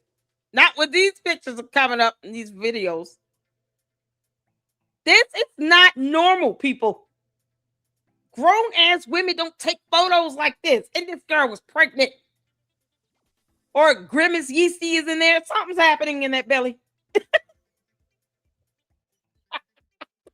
Candace, you'll learn to leave Erika Kirk the F alone one day. You'll learn. Y'all, this is insane. There's no, oh no, let's not be this close to the photo. What are you doing, girl? Samantha. No, not here. Yo, I'm just saying, she was Erika Kirk like this. You don't obsess over another woman like this, and you're a grown-ass woman with 4 kids, allegedly. Unless you want that person like this. You want her to do this. But at least I'm still cute, because I'm... No, Candace. That's not AI. Hey guys, it's me, Samantha. Who is this? I'm still perfect and pretty and... Samantha would be so jealous. Candace. Samantha would be so jealous. All right, y'all. All right, let's get to this. This is Gary interviewing Tracy Martin. All right. And this is where they're going to bring up, you know, Candace being an obsessed stalker. So let's get to it. Mother, and how it was very clear to me that she saw that as a chink in the armor. She's like, I'm not having an emotional impact on you as I'm sitting here talking about all these things, but I bring up your mother, and clearly that is a soft spot that I can start attacking. Like I said, a couple weeks later, we have, you know, this Erika Kirk series that's really just to demonize Lori, her mother. And yes. Well, but is a soft spot for your mom a negative thing? No, of course not. Honestly, I mean, so and that's what I'm trying to say. It again, it's her way of looking at things through a lens, and maybe that's her history, right? She doesn't have that relationship, so she has to then insert herself into Erika's story, you know, rather than realizing that both are incredibly a huge loss. And knowing that her mother's relationship was hijacked, she'll never be able to be the grandmother to their children that she could be. I mean, there's all these things I think that people aren't realizing but that was the way for her to extract this and then to seed the confusion and doubt with people. Yeah, I couldn't agree more. Real quick, I'm going to play a couple of videos, and it's just basically, I'll play them and then I'll let you kind of react to them and we'll go from there. Oh, what do you want? What sort of light do you want to shed on what's happening now? Yeah, I mean, it was a really unfortunate experience for me too, just to have to watch that very difficult decision get made, which I think is the first time that we've ever had to make that decision in Turning Point history. But everything that happened with Charlie, obviously his assassination, we're still, you know, grieving that. And you saw what happened with Savannah Hernandez, one of our TPUSA Frontlines reporters in Minneapolis. And to see the security team, you know, tell us, we cannot guarantee your safety. We recommend that you don't do this. Real quick, I want to point this out, folks. I want everybody to look at that crowd. I just saw some pictures on X today that showed clearly before and they do this all the time. I don't care if it's a Trump rally, TPUSA rally, Charlie Kirk rally, Eric Kirk rally. They do this all the time. They take pictures and video prior to the rally. And like, oh, look, nobody's here. And when there's like 40 people in there at the beginning. Look at that rally at UGA, which is Athens, trust me, I know, is a very leftist area. So anyways, I just want to point that out, that anybody telling you that there was nobody there. Yeah, what's so crazy? This was so crazy. Candace, you can't stand Trump, and yet you're trying to do everything he does. Why are you caring about a crowd size? You don't even want to go to UVU and follow the steps of Tyler Robinson. You know, the guy that you paid all that money to do what he did. Why do you care? It was a free event. Who cares? Candace, are you ever going to explain this? Tell Samantha she got competition. And yeah, maybe Candace got a little chubby in quarantine, but at least I'm still cute, because I'm... That's not AI. Candace, what were you thinking in this photo here? Like, how did you think your kids would perceive this? Why are they going to see this and be like, Mommy, why are you hooked up on this lady? Auntie Samantha. How are you going to explain that to your children? This is a very compromising photo of you. Like, unless you come out and say you're bisexual, like, it is very compromising and confusing. How do you explain this to your kids, Candace? Do you tell them that this is Mommy's girlfriend? Because then they're going to be wondering, then why are you talking about the other lady? Samantha is probably so pissed off at you. You sitting here focused on Erika Kirk. How dare you obsess over Erika, not me? They're lying. And to see the security team, tell us we cannot guarantee your safety. Oh, we recommend man. that you don't do this. Was a really chilling moment for all of us to kind of have to internalize and experience and realize that Erika Kirk is, her children are one parent away from being orphans. And sometimes you just have to say, listen, right now, what's most important is your safety, is your security, and your children, your family. Let your team handle this. Let us do what we can do. And so, I obviously was horrified at the reason why, but I was honored to stand in and pinch hit for Erika last night. And I was grateful for the vice president to that we didn't have to ultimately cancel the entire event. He was willing to do it with me, and it was very gracious. All right, I'm going to throw this one up here as well. I have now confirmed with people that live where they live, because they live in a building, that they all saw Charlie. They also saw Charlie on a walk. They all live in the building? Candace, you confirming with people that live in her building? Why? When her security camera footage would show the same thing. You know who needs to see that? The authorities, not you. Unless you want us to say that you're impersonating an investigator, something I've been saying for months. But your cult members get mad when I say that, because I don't give a damn if they get mad, but that's the truth. You're impersonating federal investigators. That is a felony. That is a crime. But you got people calling you and reaching out to you, watching her, that work in her building or that live in her building. This woman can't live in peace. You're saying this shit out loud. How do you think a judge would even begin to compute that? It's not going to be the way you think it is, Candace. What a judge just heard is you getting information on this woman from allegedly her neighbors, because who knows if these people really live there or they're just showing up every day and camping out. I want to know what apartment these so-called people live in, because what if Candace has written these apartments out and then having people go there just to stalk Erika Kirk all day? How do we know you're not doing that, Candace? We can ask questions as well. Candace, if we found apartments in your name that just so happen to be in the same building with Erika Kirk, you realize you're going to go to jail.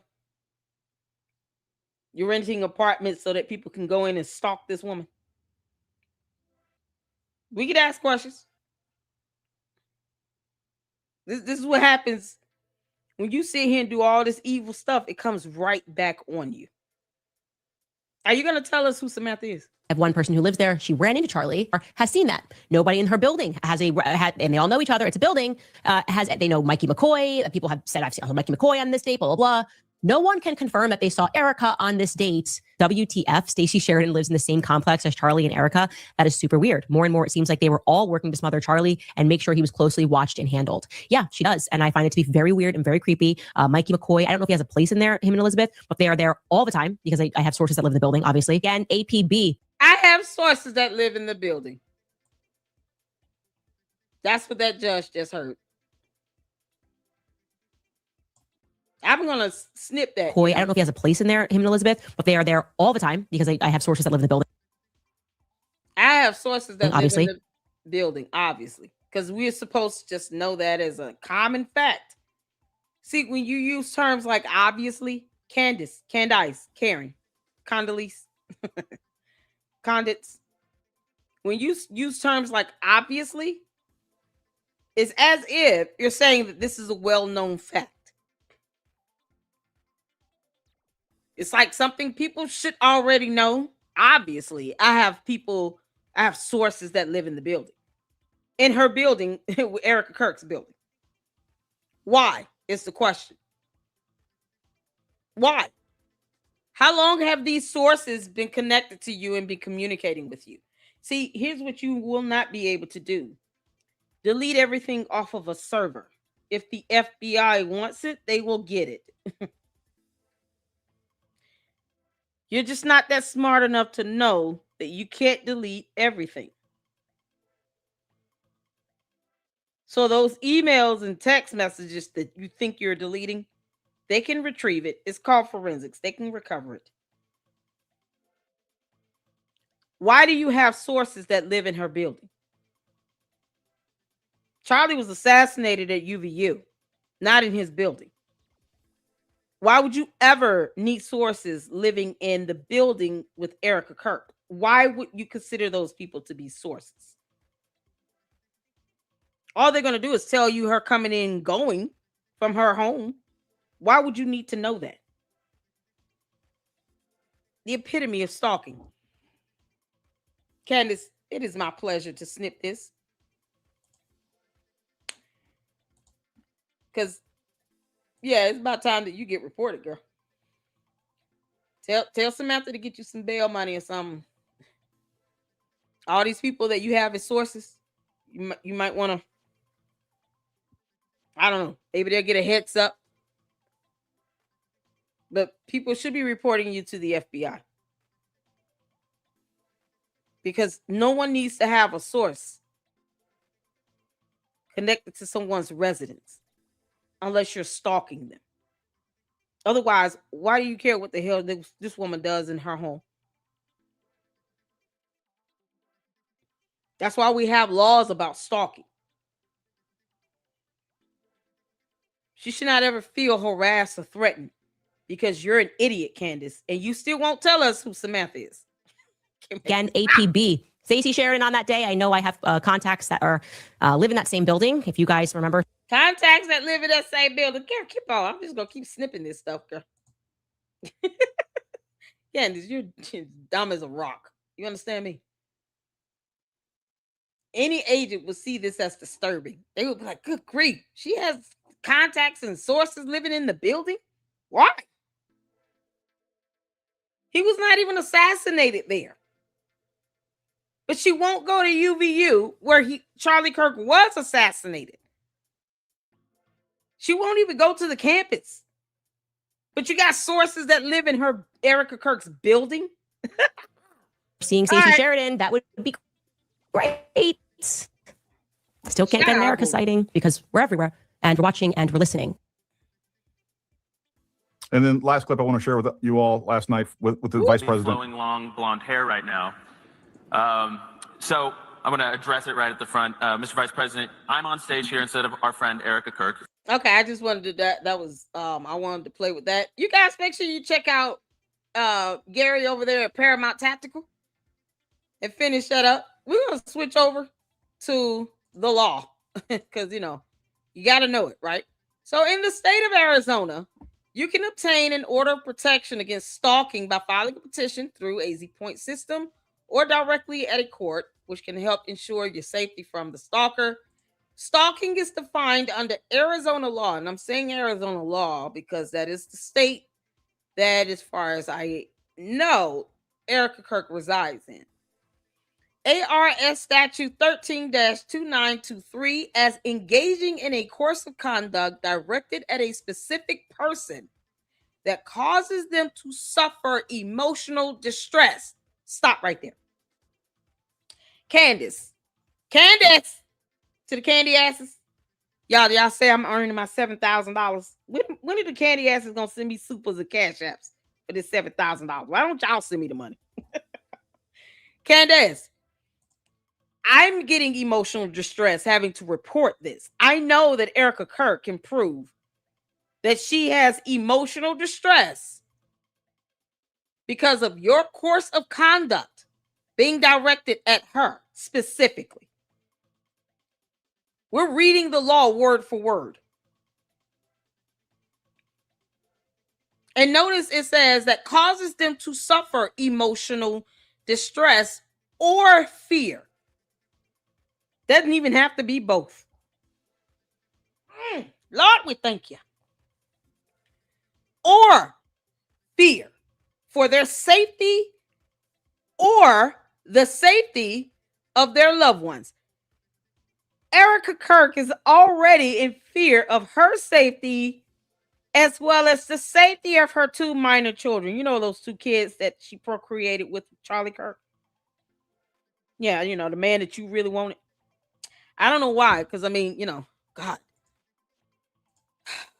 Why is this a thing again, Candace? Hey guys, What? it's me, Samantha. I'm so perfect Candace, and I'm pretty rubbing and this shit skinny. in. And yeah, maybe Candace got a little chubby in quarantine, but at least I'm Who got chubby? You still sticks and bones, girl. still cute because I'm. That's not AI. Yeah, Hey you gonna guys, tell us about this? Do you stalk Samantha? If you and Samantha have a breakup or a fight, is this gonna be the same thing where you're gonna have sources in her building? Does she live with you? How does this go? Samantha, do you live with Candace? Because that would make sense. That means you're never leaving. She's not gonna let you leave. George, we've been telling you to wave the white flag. You hard-headed. You got a black eye, and kids gonna be confused walking in on this. Me, Samantha. I'm so perfect and pretty and skinny. Kiss my ass. And yeah, maybe Candace got a little chubby in quarantine, but at least I'm still cute. Yeah, okay. So Trump said Brigitte Macron is prettier than you. Moving on. Erika Kirk is definitely in fear of her safety and the safety of her two small children. This can include behaviors such as repeated following, harassment, or using technology to monitor someone without their consent. Candace, how long has your sources been sending you electronic communication about this girl's whereabouts? Do you understand exactly what I'm saying to you, Candace Owens? Because your cult members are dumb. They don't understand this at all. Y'all hit the foe. Hit the foe. We thank God for the law. Hallelujah. Bless God for the laws.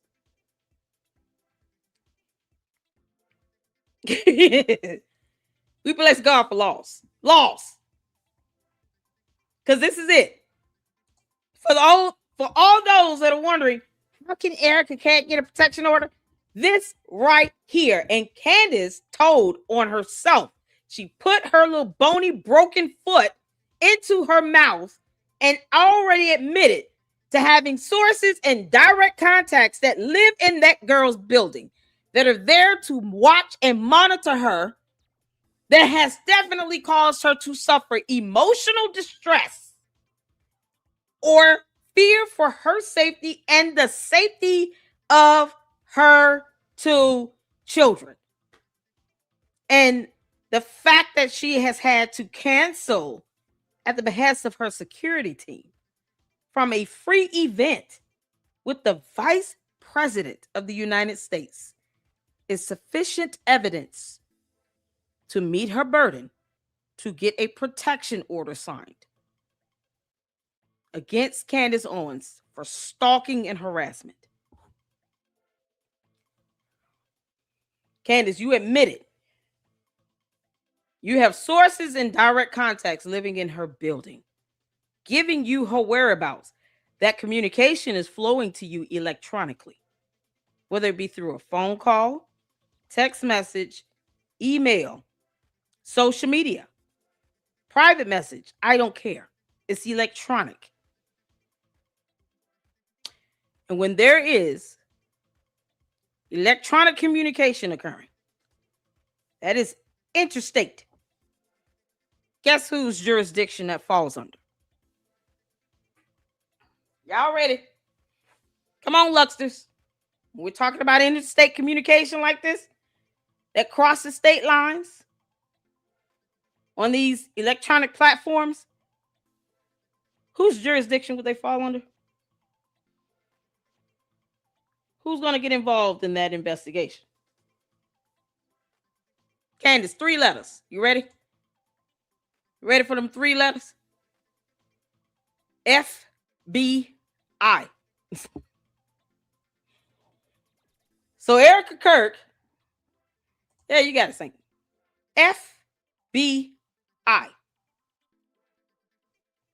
Because Candace communication, yet that electronic communication, is over state lines. Candace does not live in Arizona. She lives in Tennessee. She's got people communicating to her, stalking and harassing Erika Kirk that reside in Erika Kirk's building, and she admitted it twice. That was not accidental. That's intentional. So, Candace, now you've met the intent.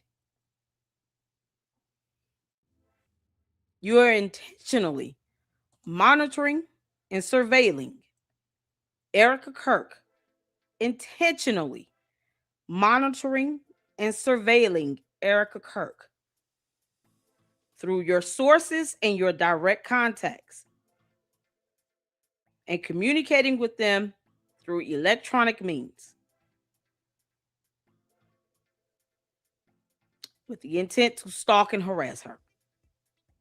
And she is in fear for her safety and the safety of her loved ones, her two small minor children in that house. And you're causing her to suffer emotional distress. And then you have the audacity to mock her for it.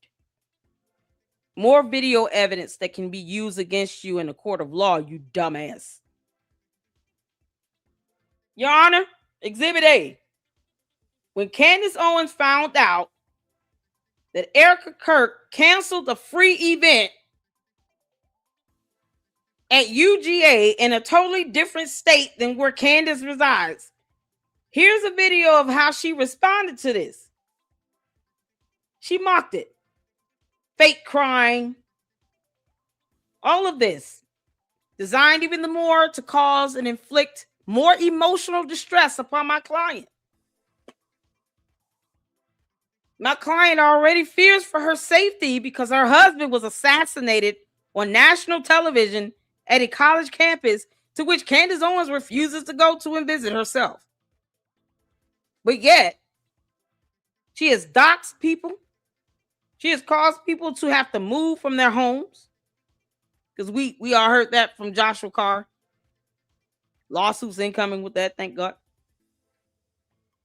People have had to leave their homes for months because she's put out almost hits on people by posting their information and their photos. And she confirmed twice in a video that she has sources and direct contacts that live in Erika Kirk's building. But Erika Kirk is there with her two small children. And she is communicating electronically with these direct sources and these contacts with the intent to stalk and harass this woman all the way from damn Tennessee. Why should she even care about what my client is doing in the state of Arizona? Y'all understand how that hearing would go? That would be part of the argument. Does that make sense? Hit the phone. So now we have the law, we have intent, we have evidence. All Erika Kirk has to do is lay this out into a petition and file it with the court. And it would not even be hard. That hearing, the first primary hearing, will be known as an ex parte hearing. Because Candace poses a huge threat. And she has this huge following. And she has these sources and contacts that would definitely get named.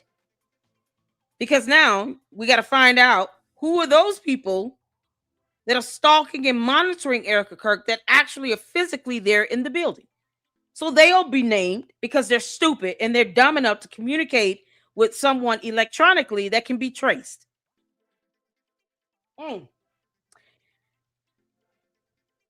Erika Kirk would not have a problem getting a protection order.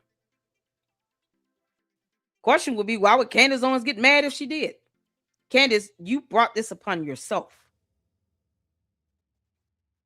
Stalking is classified as a class 5 or class 3 felony, depending on the circumstance. Candace, it's a felony, you dumbass. Felony, not a misdemeanor. A felony. Can y'all say felony?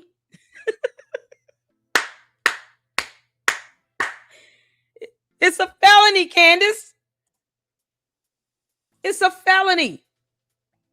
Class 3 or class 5 felony, depending on the circumstance.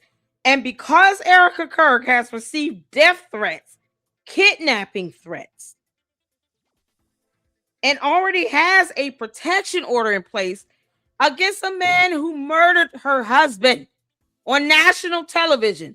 Candace, how do you think that's going to go for you? It's still going to be a felony either way, you dumbass. And you have a history of harassment. Candace Owens was charged and arrested with harassment at 17 years old. Girl, you got a record.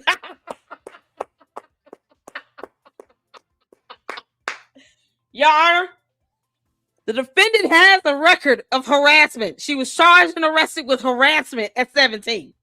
And because she was a minor and it was a juvenile case, it has been sealed. Doesn't mean it doesn't exist. And seeing that she was charged and harassed with it is showing that she has the ability to exhume this behavior to harass people with the intent to harass them. And now she's stalking and admitted to it twice. Candace, you were charged and arrested with harassment at 17 years old. You have a record. You have a history of doing this. And that history is going to be used against you in a court of law to get Erika Kirk a protection order. Dear God, Erika Kirk filed for the petition for it. See, the public might not be able to see that arrest record, but the courts can. Even if the matter is sealed, it does not stop a judge, criminal judge, from being able to access that. They'll be able to pull that information. Now, what they'll probably have to do is get the case number, and I'm sure Erika Kirk's attorney can get a copy of that record because it happened in a different state. But it can be retrieved, and it will be relevant to the matter that can be used to show this pattern of behavior of harassment. Candace has, so many people have come forward saying that she's doxed them. It's not even funny. So she has a pattern and a history of cyber harassment, cyber stalking, doxing. She was charged and arrested for harassment at 17. She has this egregious pattern of behavior.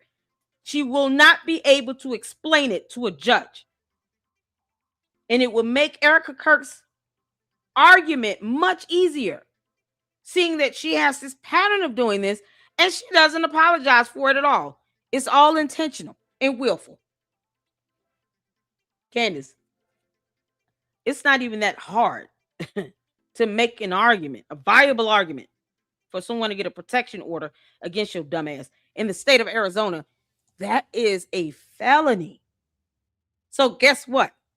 If Erika Kirk secures a protection order against Candace Owens and Candace Owens violates that order, guess what will happen?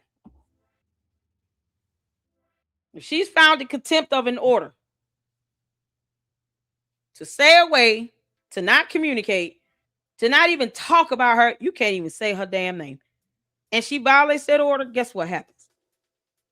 Candace, what would happen if you violated an order and you're found in contempt of the court on a felony? They're going to have your ass capious, girl. You're going to jail.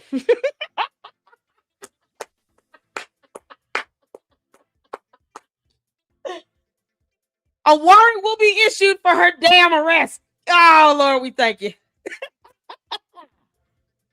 See, securing the order isn't just about getting her to stop. No, it's helping her to understand if you don't stop, you will go to jail effing with me. Because I can tell you all right now, Candace thinks she's above the rule of law. Now, granted, this girl is like her Achilles heels. The same thing with Umar Johnson. They don't like, scammers and con artists and these narcissists and cult leaders. They don't like going to court. They don't like standing before a judge because it reminds them that they are remedial and that they don't have the power they want their cult members to still look at them and have. They understand they can't override a judge and laws or anything because they don't want to go to jail. They're cowards, right? So it wouldn't be just a formality of just getting the order in place. No, it's, I have this protection order. I dare you to defy it. Defy the judge's order. Please do it. So I can file a motion for contempt she'll get a hearing. And if she is found to be in contempt, they can lock her ass up right there in court in real time. Candace. This is why I say she has no idea what she's doing.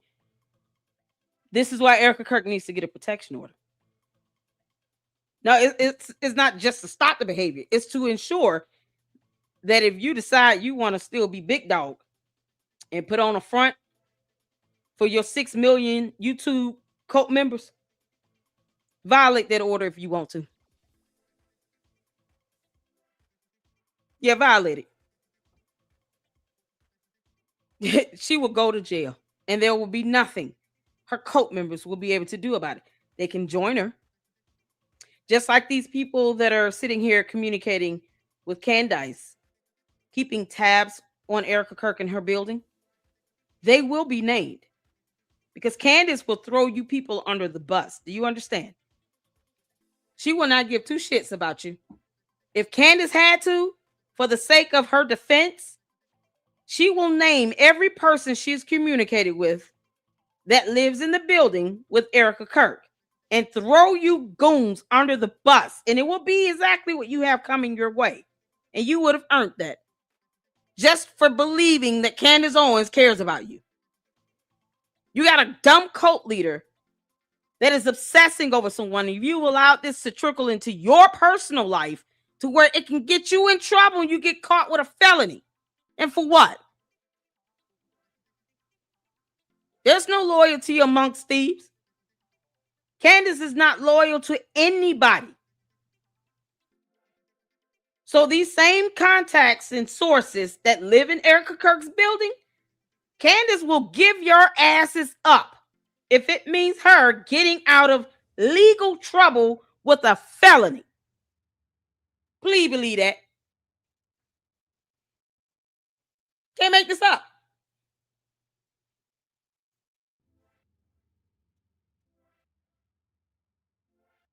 And no one told these people to just, do this. They chose to do it. They chose to sit here and stalk and harass someone because Candace Owens said so. They should be like, Candace, girl, if you don't get a life and leave her alone, we're not telling you nothing she's doing. Get a life. Call Samantha. Candace, you got a husband, you got a girlfriend, you got 4 kids. Hitting Valley Ranch, I'm sure you got some animals that live on the farm. I mean, whatever. You got many of things you can be doing to occupy your time. Keeping up with Erika Kirk should not be one of them. It could land you a felony, you dumbass. But Candace, it's up to you, girl. I'm just the messenger here giving out information to Erika Kirk. And all of you all. Because I want all of you all to be armed with the knowledge of the law and to know how to exercise it appropriately. See, I didn't just say to do this just because. No. Candace, I knew exactly what I was doing with this video. All my videos are intentional, girl. We have clips of you saying the words that you have these sources. You have a history and a pattern of harassment and doxing and targeting and bullying. And then, your so-called response to her safety concerns, you just made a mockery of it. You think a judge would take kindly to that? Hell no. A judge will look at you with disgust, Candace. They'll watch that video and then they'll look at you with disgust. The jury will be even more disgusted. So if Erika Kirk takes all the evidence and her attorney, who went to law school can make a good argument and watch my video, they'll be able to go in and secure, at the very least, a temporary protection order on an emergency basis. So if they file for an emergency petition and hearing, they can get one within 24 to 48 business hours.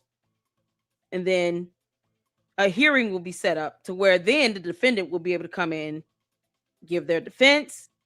And then from there, a permanent injunction can be put in place. So anything to get the ball rolling, Erika Kirk needs to do it. Even if it's a temporary protection order, if Candace violates it, it's still a felony. Doesn't change the charge. She will go to jail. They'll lock you up, Candace. and Erika Kirk's attorney does not need to be nice to you. They can recommend whatever the law allows with the maximum jail time, not just fines and fees, jail time. Y'all don't know she needs to go to jail because she's not going to stop. She needs to, be reminded of why she shouldn't be doing this, because she has a pattern of it. How is you going to learn, Candace? You got to sit behind bars for a little bit. Steps to obtain an order of protection: file a petition. Eligibility to qualify for an order of protection: you must demonstrate that the stalking behavior has occurred and that you have a qualifying relationship with the stalker, such as being a family member, former partner, or someone who has resided with you. Court hearing: after filing, a court hearing will be scheduled. You can attend the hearing in person or via a remote option. Candace, you can go to court in the Zoom here. You have a Zoom here. Types of protective orders. In Arizona, there are different types of protective orders, including orders of protection and injunctions against harassment. Each serves to prevent further contact from the stalker and can include specific restrictions. So that would include, because Candace admitted that these sources live in her building, where Erika lives, where she works, which will be TPUSA, the kids' schools, because, she's concerned about the safety of her loved ones in the home. And she has 2 children. So if they go to school or daycare, it would include that. You can even add like church if you're there often, something like that. I don't know where she's mainly known to be. She will have to list the addresses of that. And those addresses can be cited in the protection order itself. Candace, this is not going to go well for you, girl. You got a whole Arizona law that's not on your side. And then, of course, most times with these orders, they have like templates. So order protection or injunction for harassment has typically the same language. So that's why we're pulling this up. This is the actual electronically signed order that was granted to Erika Kirk against Tyler Robinson. But if a protection order or an injunction is granted, if she files one, or preferably when she files one against Candace, it will have the same language. The templates are typically about the same. So as you can see here, I'm gonna make sure you guys can see that. Order is dated September 16, 2025. This is from last year. The judge is Judge Tony F. Graff Jr. This is in the District Court of Utah, 4th Judicial District, Utah County. Of course, State of Utah versus Tyler James Robinson. And this is the pretrial protective order. These are standard when you have someone that's lost their, spouse or something like that in a violent way. Charlie was assassinated in front of the world, okay, to see. So on national television, naturally, this would be put in place regardless of whether or not he got out on bail. He didn't. But this will be put in place in the event that the person gets out on bail or they get a bail or bond or some sort. You have this so that if they get near the person or they try to finish the job or do whatever to their relatives, then that person will automatically go back to jail, because that's how that works. So, of course, the victim is Erika Kirk. Defendant is Tyler Robinson. This is some of the language you will see in a protection order.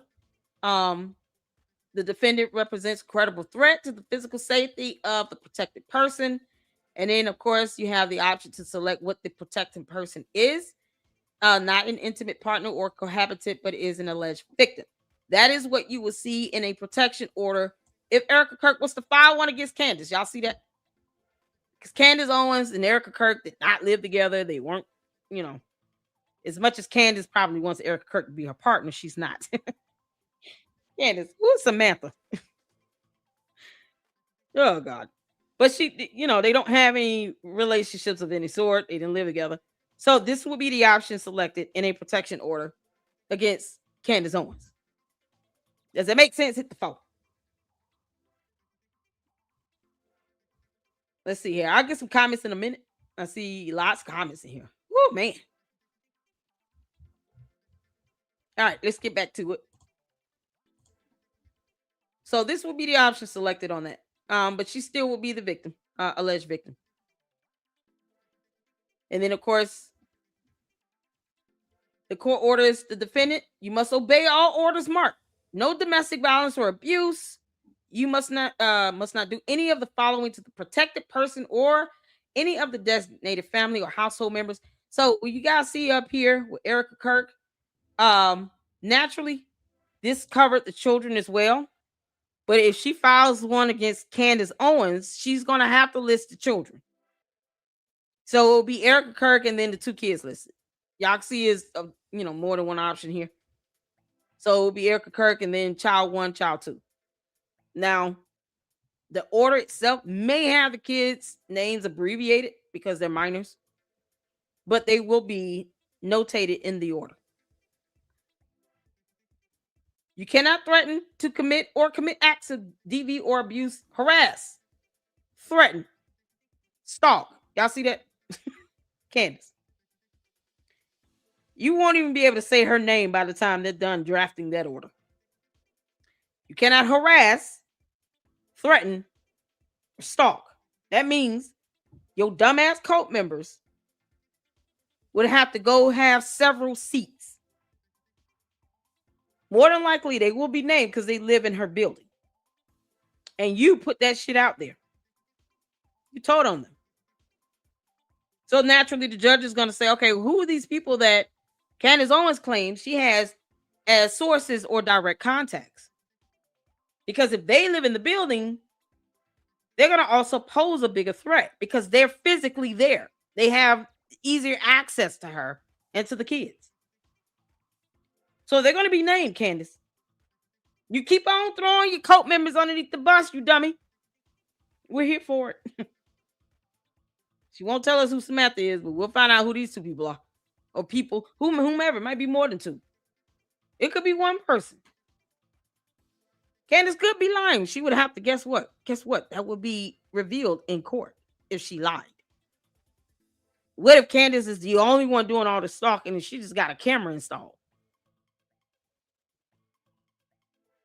That would be revealed. It's not something she will be able to continue to get away with either, because that protection order will have to force her to have to tell who all these sources and direct contacts are. Even if she's spearheading it, they live there physically. So they'll be named. You'll have to give these people up, Candace. This is how much she cares about her code, just as FYI. She doesn't care if any of you all get charged with a felony. Use, attempt to use, or threaten to use physical force that would reasonably be expected to cause bodily harm or engage in any other conduct that would place the protected person or designated family or household members in reasonable fear of bodily injury. The attorney can also say, Your Honor, if we can amend this to include her reporting on this woman and saying her name, it creates and inflicts more emotional distress. There's no reason for her to be spoken of on her channel at all, or at least to say her name. It's not necessary. And Candace should never, ever say the names of these minor children. Leave the kids out of it. We don't say your kids' names. You should not be saying hers. Her kids are small kids. It's still toddlers. You don't ever need to say her children's names, Candace. You're an idiot.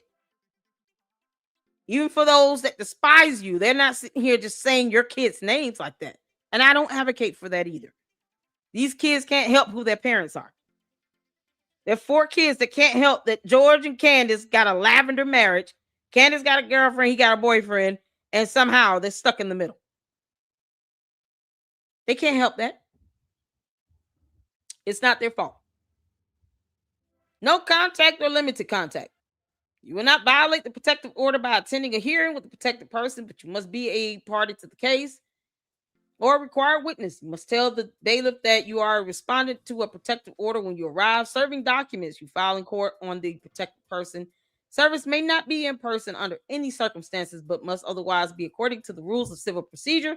It must also be civil and not threatening. You must not harass, telephone, contact, or otherwise communicate with the protected person directly or indirectly. Includes email, text, or social media messaging or posts, mail, or other methods of contact. Candace, by the time they're done with this, you will not be able to say that girl's name. Do you understand? Erika Kirk, this is why you need to get a protection order. An injunction for harassment, I don't care. And name the dumbass cult members that are sitting here communicating with her about you when you don't have to pay their bills and they don't pay yours. They shouldn't care what you're doing. You have the right to live in peace, to go about your day and your daily living without wondering, who are these dumbass miscreants that's sitting here stalking me? Watch out. This is getting good. Candace doesn't care. Candace, neither will anyone else when they start reporting your ass to the FBI. You're admitting that you're stalking this girl and you got sources and contacts that live in her building. You know, the feds will be able to find out who these people are. You know that, right? Oh, Lord have mercy. Jesus.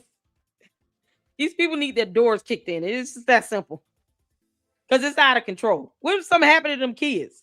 And here you are in videos saying this stuff out loud. God. Oh, Candace, you're a dumb demon. They have the option here. You and the protected person share custody. They don't have any custody or anything because they don't have any kids together. They're not related.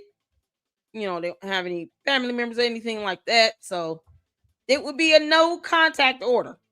You cannot contact directly or indirectly, meaning get to saying her name on your channel if you want to, because that will be you saying her name on social media. Indirect communication? No, you wouldn't even be able to say her name, Heifer. Somebody tweet this to Erika Kirk. Like, oh, you got to get that protection order in place. Here. Defendant cannot live at protected person's residence, so they never lived together. There's a stay away notice. You will not violate the protective order by attending any hearing, serving any documents to the person in person. Warning to the defendant, you must not go to the residence or premises of the protected person or other protected places without an officer. Law enforcement can remove you or keep you away from the places frequented by the protected person if needed. And this would be the place where all of the places that Erika Kirk goes would be listed in the actual order. So that would be like the kids' schools, daycare facilities, the residence, church, work, where she lives. That means all of TPUSA, you know, any place that is frequented by the protected individual, right? So you see here, residence, school, workplace. Yeah, that'll be off immediately. You must stay away from the protected person if you encounter them at any other location not listed in this order. She would have to stay the hell away from Erika Kirk, period, and would have to go out her way to stay away from her too. That means you can't just like, oh, I just showed up at this event. I knew Erika Kirk was going to be there, but I was not going to be within 500 feet of her. No, you can't go. Nope. You must stay away from her at any other location not listed in this order. You must not communicate or have contact with the protected person and must leave. You see this? Look at God. This right here. Oh, this is golden. So let's just say, you know, Erika Kirk just so happened to be out, you know, getting a pizza or something. And then Candace and George and their boyfriend and girlfriends walk in with the kids. And then they see Erika Kirk or she sees them. Candace got to go. Even if it's the other way around and Candace is there, Erika Kirk showed up. No. I think Erika Kirk would more than likely, if she saw Candace somewhere, she would leave herself. But Candace will be the one required by the order to have to leave. She would have to leave. You must leave. Get the hell on. If leaving is not an option, such as at your place of employment or at a required court hearing, you must move as far away as possible to avoid any confrontation. Erika Kirk will leave. But Candace, you would have to be the one to do it by the order. Nope. You must not go to the residence of the protected person or other protected places without an officer. There's no situation or circumstance where Candace would ever need to go anywhere near Erika Kirk, even with law enforcement at all. I just don't foresee any circumstance to where she would need law enforcement to go near Erika Kirk, period. Candace didn't even go to the funerals or the memorial service for Charlie Kirk because the funeral was more private. Candace, why didn't you go to the memorial service again? I mean, you know, you claim to love Charlie Kirk so much, and yet you weren't there in person at the memorial service because, as you put it, well, you know, the president's going to be there and I'm talking bad about them, blah, blah, blah. Who doesn't? Why should that have stopped you from going to the memorial service again? Make it make sense. Because if you love somebody and this is like a brother to you, I don't care what I said about a president, a vice president, the secretary of state. I don't care. Pick one. I'm going to the memorial service, right? You love and care for that person and you don't even go to that, but you want to sit here and know where he's buried. You want to know if he's cremated. Why? Why? You see, these protection orders also help to put things in perspective because it shows that Candace was never genuine about any of this stuff. She does it because she's getting away with it, not because there's some true credible threat or anything. And if there were, why wouldn't Candace just tell the authorities about it? Now Candace has presented herself to be a credible threat against Erika Kirk, and Erika Kirk should get a protection order or an injunction filed against her because she's admitted to having sources and direct contacts that live in her building with her 2 children. And I'm a mama bear. Let me tell y'all something. I will reshift the gravitational pull of this planet for my children. And I hope Erika Kirk can say the same thing about hers. And me hearing something like that, it disturbs my soul. To know that Candace is sitting here bragging about having sources and contacts living in Erika Kirk's building. And her 2 children live there. And they're already getting death and kidnapping threats.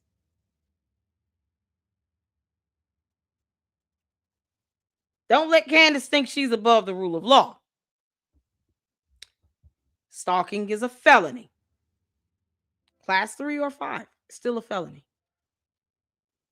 This puts things in perspective. This is crazy.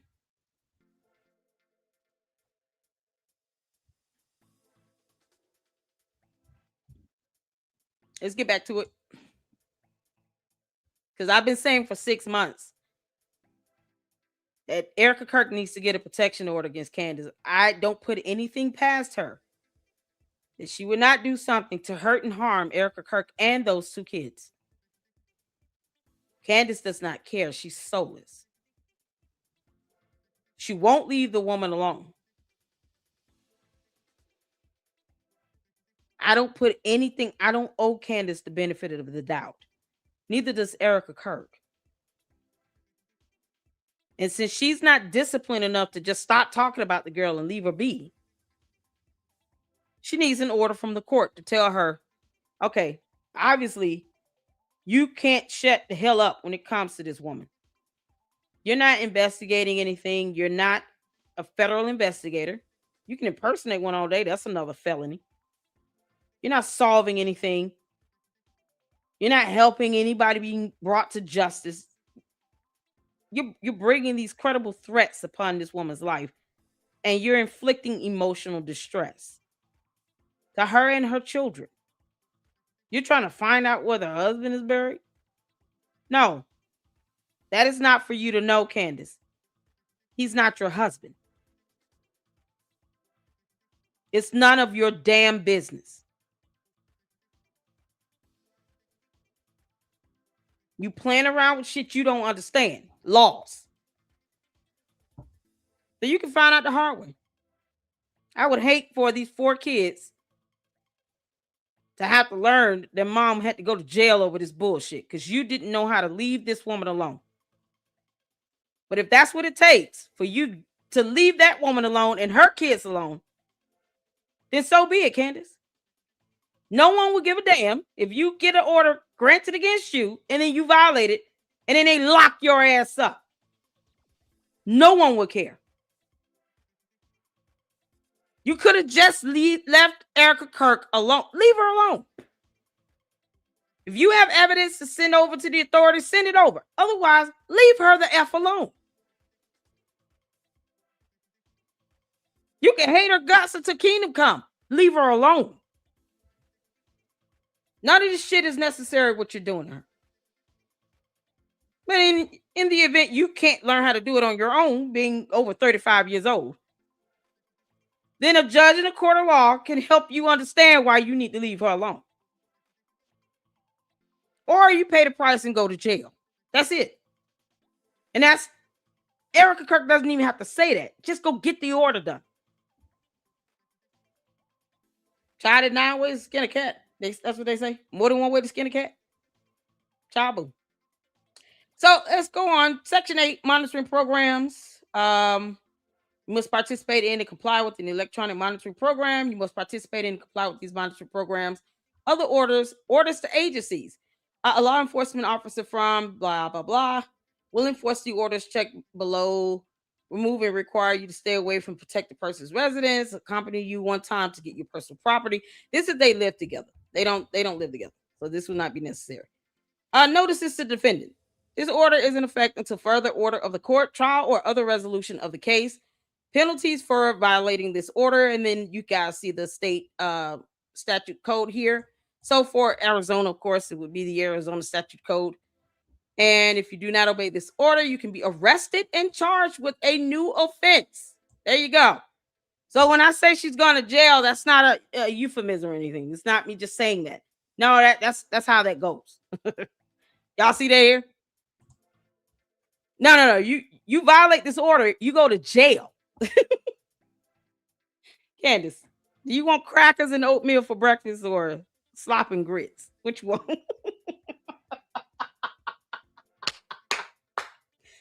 Oh, they got sloppy joes waiting on you, girl. You don't get any tater tots or orange slices, though. It just might be meat, bread, and some mayonnaise or something. I don't know. Cookies, water, juice, punch. May have to share a toilet with 6 other people. Candace, they will lock your ass up. You understand? If you do not obey this order in the state of Arizona, because we already saw the statute code, that is a felony. You're going to jail. I love it. Ah, man. So that will be a new offense because now you're charged with the harassment and stalking and violating the order. Going to be held in contempt. The new offense will be violation of a protective order, which is a 3rd-degree felony if you are charged of committing a felony in this case. Class A misdemeanor if you are charged of committing a misdemeanor in this case. So in the state of Arizona, and that's why I highlighted what level of degree of severity this law is, violating this law is. Since it's seen as a class 5 or 3 felony, it's not seen as a misdemeanor. So if she were to get that protective order in place and Candace violates it, I want to make sure. Hold on. Lord have mercy. Yep, sorry. Close out of it. All right. Y'all let me know if y'all can see that. Yeah, look, hot dogs and baked beans on Saturday. Yeah, she get cat food, cold cereal and apple. Candace, girl, you're gonna have a whole new diet in jail, girl. Bologna sandwich. It's soaked in Kool-Aid. It won't even be sweet. Probably just be the flavoring and water in a small cup. It'll be warm milk. Oh God. Oh, good Lord, have mercy. But as you all can see, penalties for violating this order under Arizona law, since that is a class 5 or class 3 felony for stalking, then she will be charged with a felony if she were to violate this order. So you already have the violation itself, which is the new offense, and that would be charged as a felony, class 5 or class 3 felony for Candace. Does that make sense? Hit the phone. Since the charge of stalking is not a misdemeanor and is a felony, Candace will get hit with being charged with a felony if she violates the order under that law. Hit the foe if that makes sense. We want to make sure we all on the same page. Oh, Candace. Yeah. I'm telling you, this is why Erika Kirk needs to get a protection order against Candace Owens. Because, you know, she hard-headed as hell. Candace, whether you like the order or not would be irrelevant. It would come down to a matter of you defying it or abiding by it. You violate it, you go to jail with a felony. And it seems like that's what you need, Candace. I think that's what she needs. Your candy asses would not be able to spare or save you. They'll just be mad and walk around and pouting in everybody's comments and chat. Why you want her to go to jail? Because she's an idiot. Who's stalking people? You know, it's a whole violation of law. No one's making Candace stalk this woman. She's choosing to do that. It's intentional. Once again, she could leave her alone. Candace, you could just leave her the hell alone. Leave her alone. All right, let's move on. You may become subject to federal law because this protective order was issued against you. This would mean that it would be a crime for you to possess, transport, ship, or receive any firearm or ammunition, including a hunting weapon.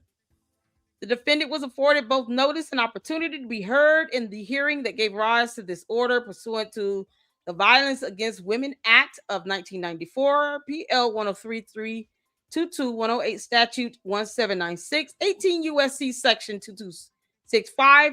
This order is valid in all the United States, the District of Columbia, tribal lands, and U.S. territories. My Lord, Candace, that order would be applicable in every state and territory that belongs to the United States of America and to the republic for which it stands, one nation, under God, indivisible, with liberty and justice for all.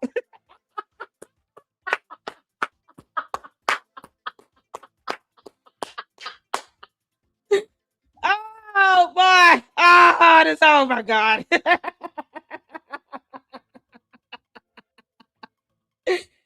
Candace, you would not have a shot in hell, girl.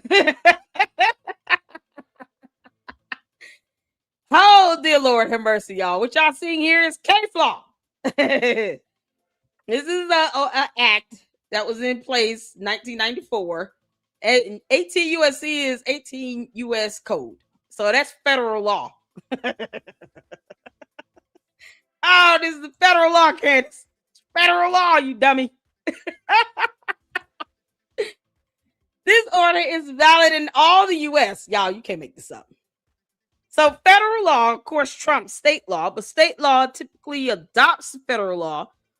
Or, you know, if it has any amendments or anything to it, and state law could vary, it cannot be deemed unconstitutional. It cannot go against federal law.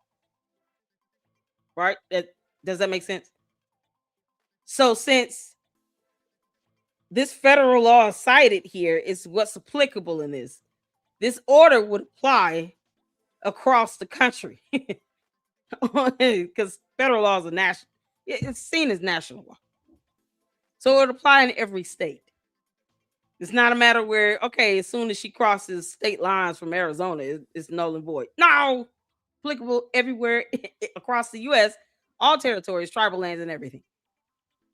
Oh, this is beautiful. Notice the defendant petition and protect the person. The parties cannot change or dismiss this order. Just because Candace doesn't like it doesn't mean it's not real. Oh, boy. Oh, this is good stuff. Only the court has the authority to change or dismiss this order. If you want to ask the court to change or dismiss this order, you must file a motion with the court. More than likely, if that would happen, the judge would deny it, say, nope, too much evidence, you're an idiot, and you don't know how to stop. So go sit down and have several seats, Felicia. Bye, Felicia. So that's the typical language in these protection orders that you would expect to see, you all. I'm just... Candace, it does not behoove you to keep doing this because this is what you're going to be facing. You're going to be facing A whole felony. A whole ass felony. I want to make sure you guys have that information here. So let me. I know laws are boring, but we need to know them. All right. Let me try to hold on. Trying to drop a link where you guys can read this a little bit better. All right, this is a good one. So this is legalclarity.org. It's a reputable website. It's not Wikipedia. So Candace, you have no excuse. Plus, you have 3 attorneys. You might want to call one of them. There you go. There's some sources right there, you all. There you go. Sources right there. What type of protection order is this? This is a protective order. What I just read, but the language in it. Okay, come back up or what? There we go. So this was this is the pretrial protective order. But some of the language in this order is standard in protection orders. Because a lot of these orders like this, it's like a template. So you can pull up a template for protection order for the state of Arizona. And a lot of the language in it would be consistent. It can also, of course, make the same request for the protections as far as, the residents, making sure that the person is not able to go to that person's residence, to their place of employment, to schools, daycare facilities, especially if including minor children, any place that the protected person frequents. Of course, the language about the violations and, what you could potentially face as far as a charge if you violate the order, that's consistent. And it's like standard across the board with these types of protection orders. Considering the fact that Candace admitted that there are sources that physically live in the building with Erika Kirk, more than likely they would have to be named because they would pose the actual physical threat as well. Candace does not allegedly live there, but these people that she claims to be sources and direct contacts do. So naturally, this protection order would extend to against them too, because they're there. And Candace threw them out underneath the bus today. Thank you, Candace. Just snip your video. Can't make this up. Oh Lord, she thinks saying this stuff is somehow like protected because she thinks she's a journalist. No, that's not how that works. You idiot. Candace is a moron. But what I read was just a pretrial protective order that's in place, and it was electronically signed by the judge. Y'all see that up here? That S symbol right here, that's electronic signature. So this was signed back in September last year. It's electronically signed and filed with the court. So this is an actual valid and order that is in effect. That makes sense? Y'all, this is something else. Candace don't care. And then what I sent you all, the link that I just dropped is Arizona harassment laws, penalties, and protective orders. So of course, the stalking that, is a felony. Because that's what they're doing. They're stalking this girl. I mean, she could get them with an injunction for harassment, but the stalking part is what Candace alluded to. She admitted to. She got people stalking her, watching her, monitoring her. We're always watching. We're always listening. Yeah, she's saying this in various videos. And it's consistent with what stalking is legally defined to be according to Arizona state law. And it's not that hard to really meet the parameters of that. The infliction of the emotional distress or the threat to the safety of the protected person is sufficient. And all her videos can be used against her. You can't make this up. She really makes the case against herself in her videos. Because Candace is an idiot. Man, this is something else. Candace, you're the worst. So we're gonna end this out with some Ami. Candace, are you ever Hey going guys, to do it's this? me, Samantha. Who is this? I'm still perfect and pretty and skinny. And yeah, maybe Candace got a little chubby in quarantine, but at least I'm still cute because I'm. That's not AI. Yeah, we'll never know what this is. Candace, who is Samantha?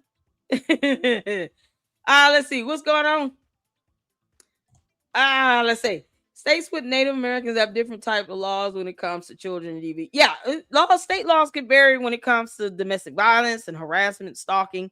So that's why I put in Arizona law, because that is where Erika Kirk resides. Now, unless she's moved, and we don't know, which is fine with me, that is the last state that I've known her to reside in, and that law would be applicable for her because she would be the petitioner seeking the protection order, and it would be based on where she resides. So since she's in the state of Arizona, that would be the law that would be applicable. Hopefully, she can get the help now that she knows that she's been stalked in her building. Hopefully, she just move out and, get that protection order in place. And, get these people served and get this going, because Candace isn't going to stop, and it's going to take an order from a court to get her to stop. That's it. It's that simple. She's not going to stop on her own. She's going to have to be told by a judge to stop. And if you don't follow the judge's order, go to jail. That's it. I wouldn't even give her any more benefit of the doubt or leverage beyond that. It's just, no. And I've been saying this for 6 months. Candace is a threat and a danger, and it's just ridiculous. I've never seen another woman just obsess over a woman like this in all my life. Crazy stuff. Speaking of which, here's my boyfriend. Y'all ready for some Ami? We're gonna end this out on some Ami. We're gonna have a little laugh at the end of the day. Oh man, I hope you guys can join me in my live stream on Lady Luck Club with Sweet Tea. Oh, that's going to be good. And that's going to probably going to start a little early. We're going to have so much fun. So if you are not subscribed to the Lady Luck Club or the Lady Luck Club with Sweet Tea, make sure you subscribe. Subscribe. Did she show the video I sent her from the court? I have not. Let's see that right quick. Y'all, Mindy tagged me in a video from the court with I got so many tabs up. Let me close these tabs out. I hope this was informative, you all. As always, any questions I have, especially pertaining to the law, I consult with an attorney. I'll ask questions to an attorney in a minute. Let's see. So if you guys have any questions, you can send it to me. What I can't answer, I will definitely reach out to an attorney. I sure damn will. All right, let's go. Here is a video that was sent from, shout out to Mindy. Guys, shout out to Mindy. Candace Owens, for instance, you list. Hold on. A lot. This is part of a hearing. Attorney who conducted research on negative media attention towards prosecution in Charlie Kirk assassination case testifies the podcaster Candace Owens is one of the main sources. Jesus. Candace. Oh, you God. refer to as negative. Hold on. Let me go back. All right. Y'all hit the 4 if y'all can hear this. I just want to make sure we go over this one right quick. A lot of the what you refer to as negative publicity toward the prosecution, I think you list on page 2, was coming from podcast sources. Candace Owens, for instance, you list. Correct. That's one that I had found. And high political figure statements in your report, what does that mean? That would be, for example, some of the information we just heard, high profile political figures that can be national or local here. Okay. Israel theories, what does that mean? Correct. Theories such as Israel or Mossad was involved in the the assassination of Charlie Kirk.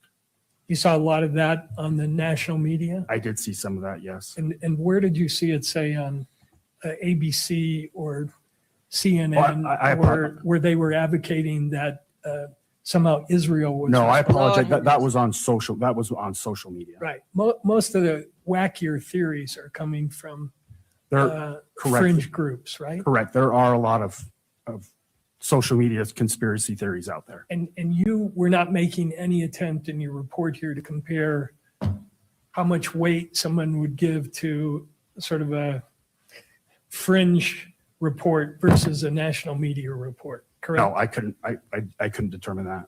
Great. That's all I have. Thanks. Thank you, Mr. Bird. To the state. Nothing further. Thank you. May this witness be excused. All right, yeah, there it is. Candace, you been named as a wacky fringe conspiracy theorist. Duck, duck, goose, Candace. Duck, duck, goose. Just go quack somewhere else. Leave that girl alone. Oh, she's a wacky French conspiracy theorist.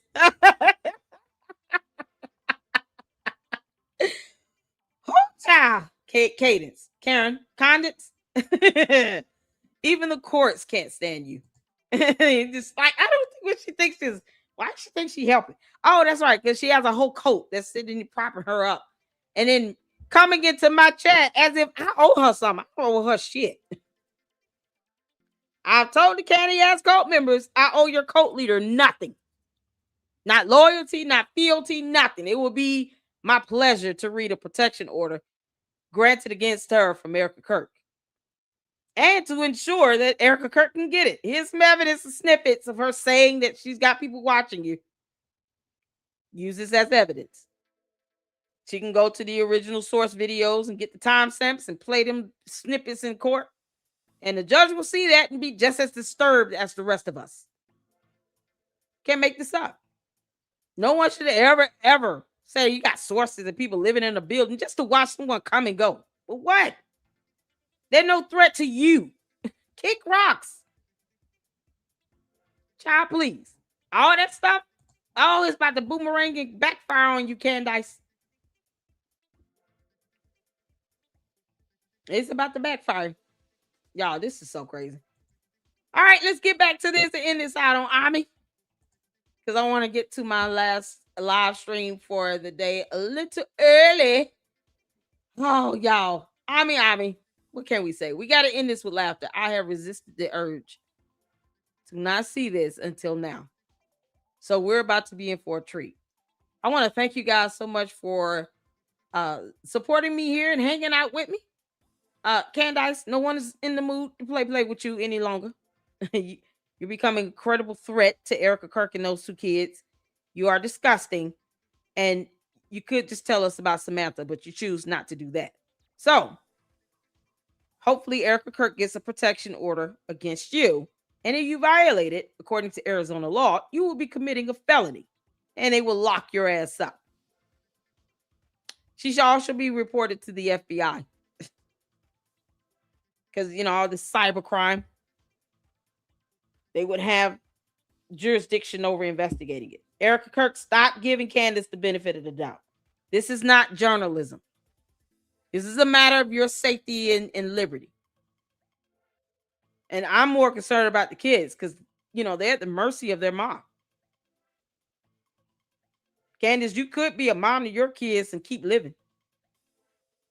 Maybe tend to George's black eye, but you choose to ignore him. But worried about Erika Kirk and what she doing and where she going, that's not your concern. That's why we have laws. And Erika Kirk, you need to use them. All right, let's get to this, y'all. Oh, I'm just in for a treat. Y'all ready? Hit the phone where you can see it here. Let's go. You guys, I have a show for you. Do we have a show today? We're going to be covering what's really going on because some things just don't add up. They just don't add up. And we're going to take a journey. We're going to take a journey to uncover the truth. And we're so close, you guys. We're so close. We're so close. So close. As many of you know, I've been gathering information from my mommy sleuths, those who live near Erika Kirk and around Erika Kirk, and they have told me some very interesting information, some very interesting things that are just bizarre. Sources have told me that while Charlie was alive, him and Erika Kirk actually lived in the same house, and Erika would monitor his every move. They spent a lot of time together. Sources have told me that they even slept in the same bedroom. Okay, which is bizarre. I don't know why you do that. I don't know how you could sleep and share a bed with somebody. I don't know how you could do that, and that would certainly affect your sleep. But Charlie was controlled. Charlie was clearly controlled. Apparently, Erika cooked for him. She cooked him meals, which means not only was his schedule controlled, but his diet, the very food that he would eat, was monitored and controlled. Okay? To have somebody in the same house as you all the time, monitoring your every move, controlling what you do, controlling what you eat for breakfast, for lunch, and diner, all 3 meals, okay? Something doesn't feel right. Doesn't add up.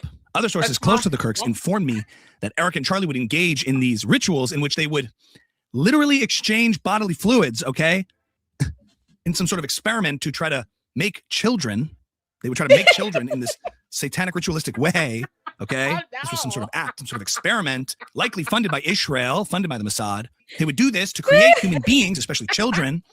This is obviously, it's so obvious. This was some sort of trafficking ring that Erika Kirk was engaged in her own house, using Charlie in order to create people, to create children. And this is just bizarre. I don't know why you would do that. I don't know why you would exchange bodily fluids. I don't know why you would engage in these acts. It just seems like a waste of time and supplies. But something's going on here. Something doesn't feel right. And this is just weird. This is just bizarre. And I know this because I'm married. I have a husband, okay? And obviously we do not share a bedroom. We do not share a house. We live separate lives, which is normal. Which is normal. And it's normal. Tune in next week, guys, and I'll teach you how to make him a sandwich. So you control your husband's food too? Darling, just the sausage in a bun, please. Erika citing.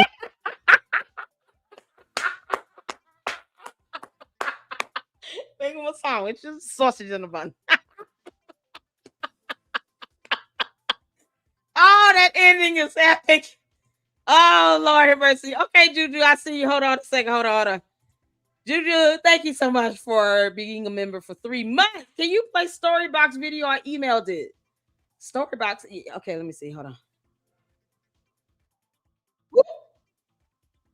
Okay, let's check this out. Y'all have time to stick around for this video. It's 21 minutes. Hold on.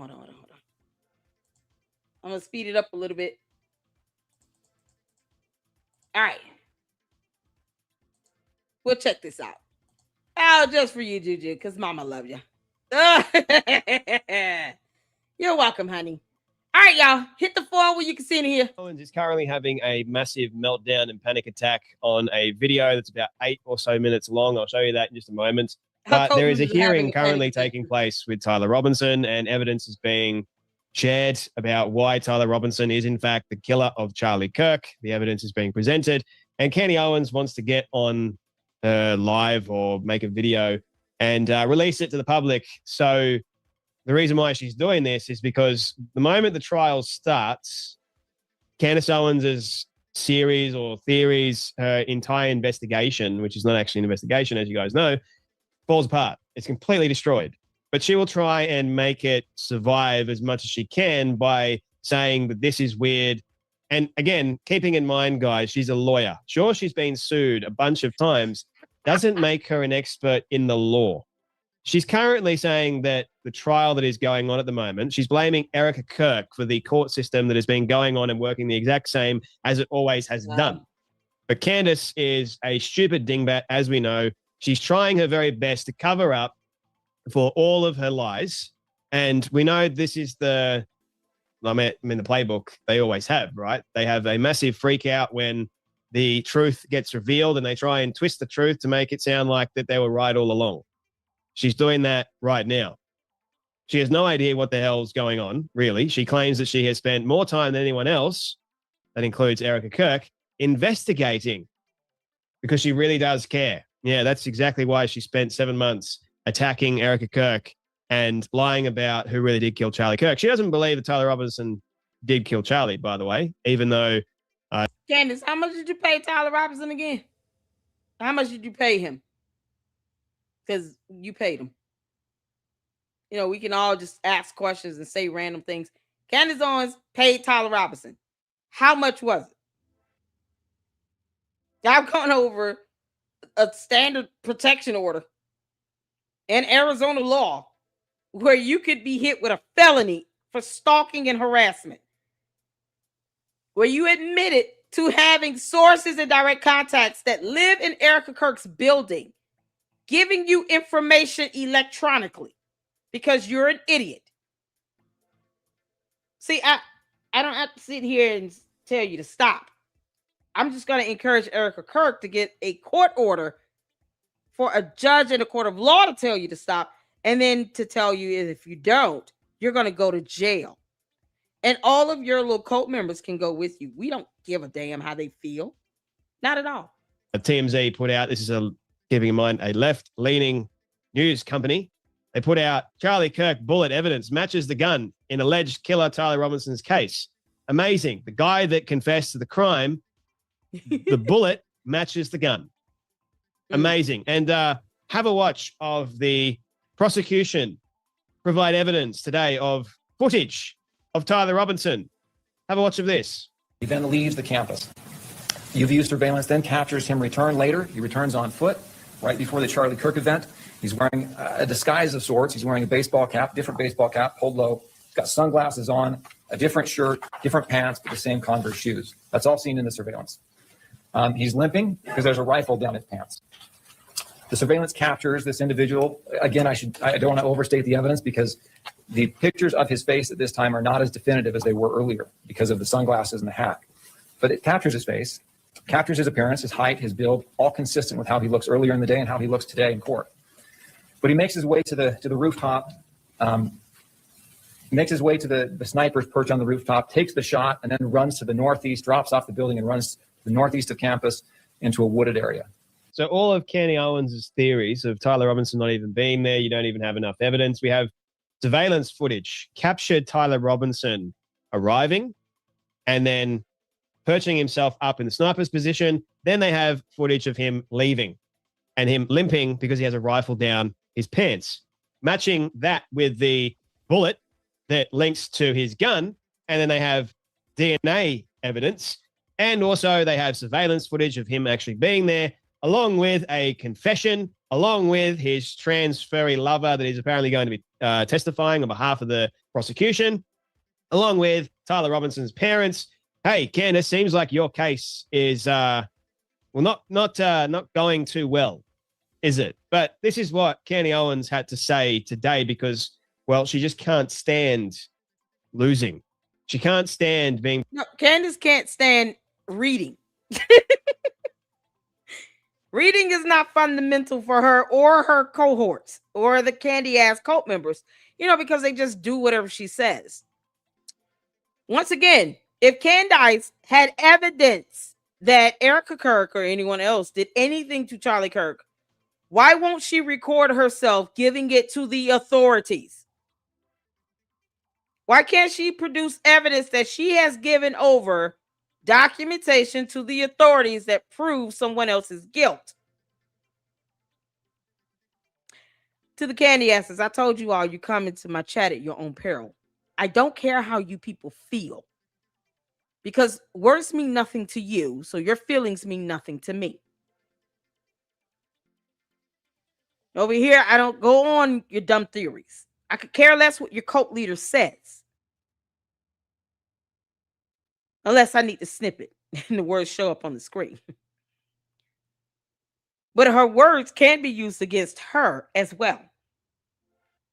And so shall they be when Erika Kirk sues the living crap out of her and prayerfully gets a protection order against her or an injunction. And I dare your cult leader to violate an order. Oh, yeah. She would go to jail and I would get that body camera footage from the cops. We would all watch that over and over and over again. Candace, you going to jail would be so delightful to millions of people around the world to see. we will play that video over. I would make that a part of my introduction. You going to jail. We'd see it over and over and over again. Carol, you have no idea. That's why I have no quarrels with researching laws to help Erika Kirk get a protection order against you and your dumbass cult members that are stalking her. Candace does not know laws. She's not an attorney. She didn't go to law school. Candace also barely reads. So she'll find out the hard way, as she's been doing. Candace, who is Samantha again? Proven wrong. So this is like a desperate attempt, my friends. Have a watch of this. On here to make sure everybody is aware of what is going on right now. I am seized, obviously, by the Charlie Kirk assassination trial, and I want to make sure I'm breaking down to the public what is happening, because there's a hearing live right now. Defense versus the prosecution. Prosecution is representing Erika Kirk because she is the victim on this case, and they're not representing Erika Kirk. You idiot. The state is representing. The prosecution representing the state. What do you mean? She's not the petitioner. Prosecution does not represent Erika Kirk. They represent the state. State of Utah v. Tyler Robinson. That's what it is. Bottom line. See, because they don't believe that reading is fundamental. They just believe this dumb shit from an idiot who didn't go to law school, and they run with it. Prosecutors represent the state. The hell is wrong with you? might recall that Erika did this news hit a while ago. It was kind of weird, where she just asserted and then they passed around that she really wanted to make sure that her right to a speedy trial was observed. Okay. And I was like, okay, that's kind of weird. Like, why? Well, it turns out that now we are understanding that this is going to be the prosecution's strategy. And I will be very clear here. I do not believe Tyler Robinson assassinated Charlie Kirk. And I believe that Turning Point USA is implicated in this moment in a cover-up of sorts. Okay. What various roles were played. But to me, looking at the evidence, which I have done more than anybody else. You have not looked at any evidence because you haven't seen it all, because by federal law, you don't even have privilege to it. You don't have standing. She doesn't know what it means to have standing. You don't have standing. You're not privileged or privy to see all the evidence related to this matter. So no, you haven't. You moron. This is coming from the idiot that did not know how bullets fragment. This is painful to watch, considering the fact she knows nothing about laws or discovery or anything. Candace, you have court on April 28th at 10 a.m. Eastern Standard Time. You know, in that civil matter against the Macrons, to which you will be losing because you admitted to defaming them. Ugh. Like, once again, she has literally given false information. And she's trying to sit here and make Erika Kirk the enemy here. Prosecutors are not representing Erika Kirk. They're representing the state of Utah. The f is wrong with her? You know, you could just Google that and read it. The candy ass is not gonna, Google anything because they're incompetent. There is a cover-up taking place, and this hearing proves it. Okay, so they were supposed to have a probable cause hearing in May. That it is slated on the calendar.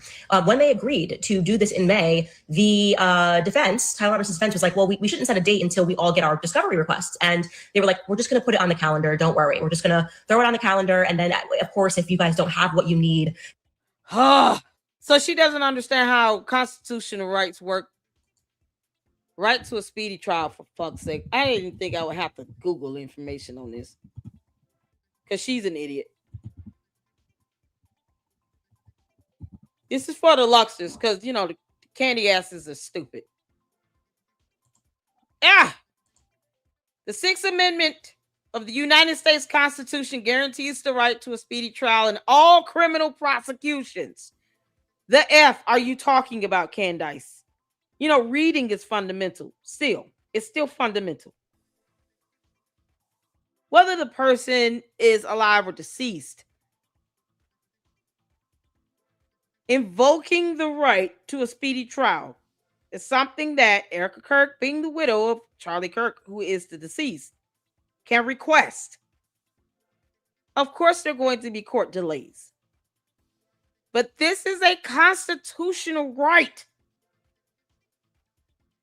And considering the fact that Candace does not read, did not obtain 2 degrees, but, let her tell it she did, nor did she go near a law school, this goes over her head. Because she thinks the prosecutors are representing Erika Kirk and not the state of Utah. Candace, you're so stupid. Candace, you are so stupid. The 6th Amendment of the United States Constitution guarantees the right to a speedy trial in all criminal prosecutions. Candace, this is a criminal matter. It is a homicide, murder trial, criminal matter. And it's not something that anyone needs permission. It is a constitutional right. You are guaranteed that, you dumb fuck. How much more stupid can this cult get?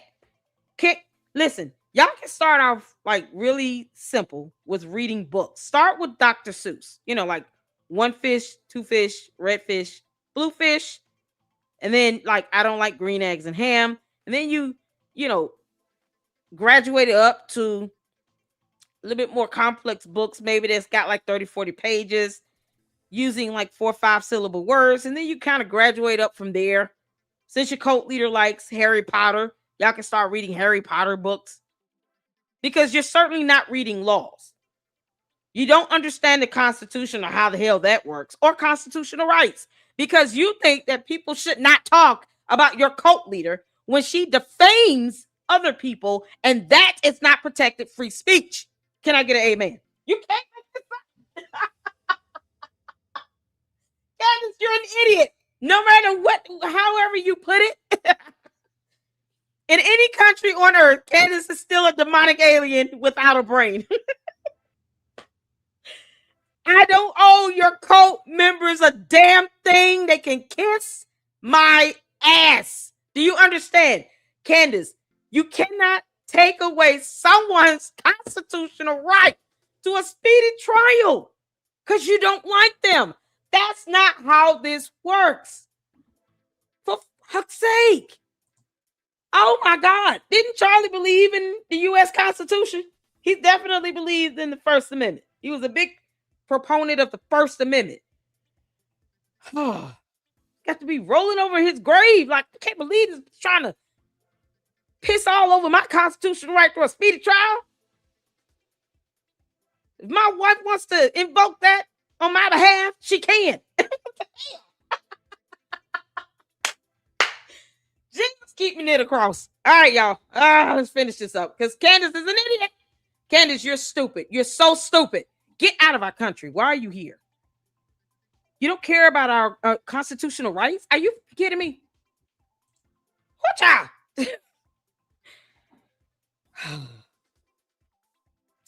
I mean, we can go on and on and on. It's case law in here. Yeah. It's so ridiculous. Y'all can Google this stuff. Candace could have Googled this and looked this up and said, listen, guys, I know you guys hate Erika Kirk because I hate her and you're a cult and you do what I say. But, the right to a speedy trial is a constitutional, right. It's 6th Amendment. So we can't, it is what it is. We all get to enjoy that as Americans. Candace, you're a moron. The case will not go forward. Lo and behold, Erika goes on Fox News and says, I want to make sure it's a speedy trial. I'm the victim, whatever.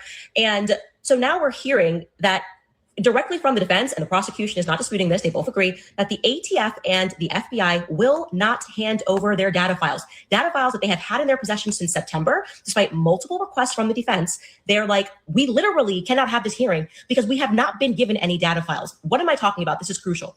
Erika's team is arguing, we want the hearing to go through anyways. It's just a probable cause hearing. Okay, but they are basing this probable cause hearing. They want this to be televised, and they're going to say, what evidence do you have that Tyler Robinson did this? And the prosecution is going to say, well, we have his fingerprints that are on the gun. Well, what they're not telling you is that they're saying they have his fingerprints on the gun.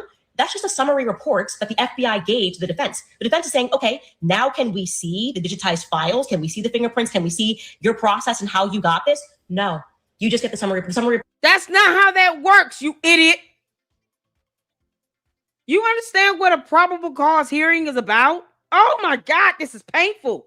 Juju, you better be glad I love you. Oh no. This moron is trying to explain matters of law in court proceedings. Candace, I don't think she doesn't understand how court works. She certainly does not understand what is covered in a probable cause hearing.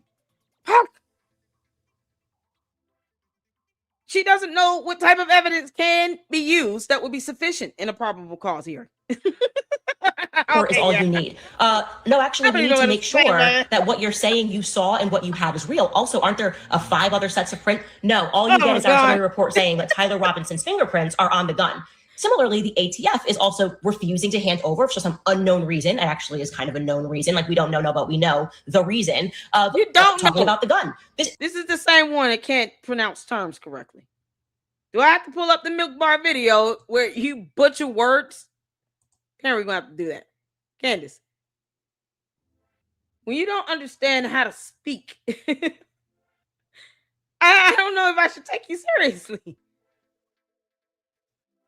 Oh, Candace, your low IQ.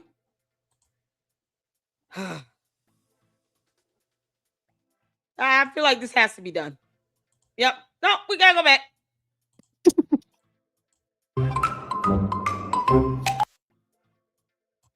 That truth is kind of, I mean, what actually has happened, the events of our world, is obviously, as the expression goes, way stranger in fiction. To do it again posthumously, Charlie Kirk, the founder of TPUSA, will be posthumously honored a posthumous award. They've decided posthumously, cordially accepted those posthumous terms. SCIF, which stands for a sensitive, compartmented, you can't compartmentalize. And a CEO and a chairman has to compartmentalize. This is the girl trying to explain the 6th Amendment and how evidence works in a probable cause hearing.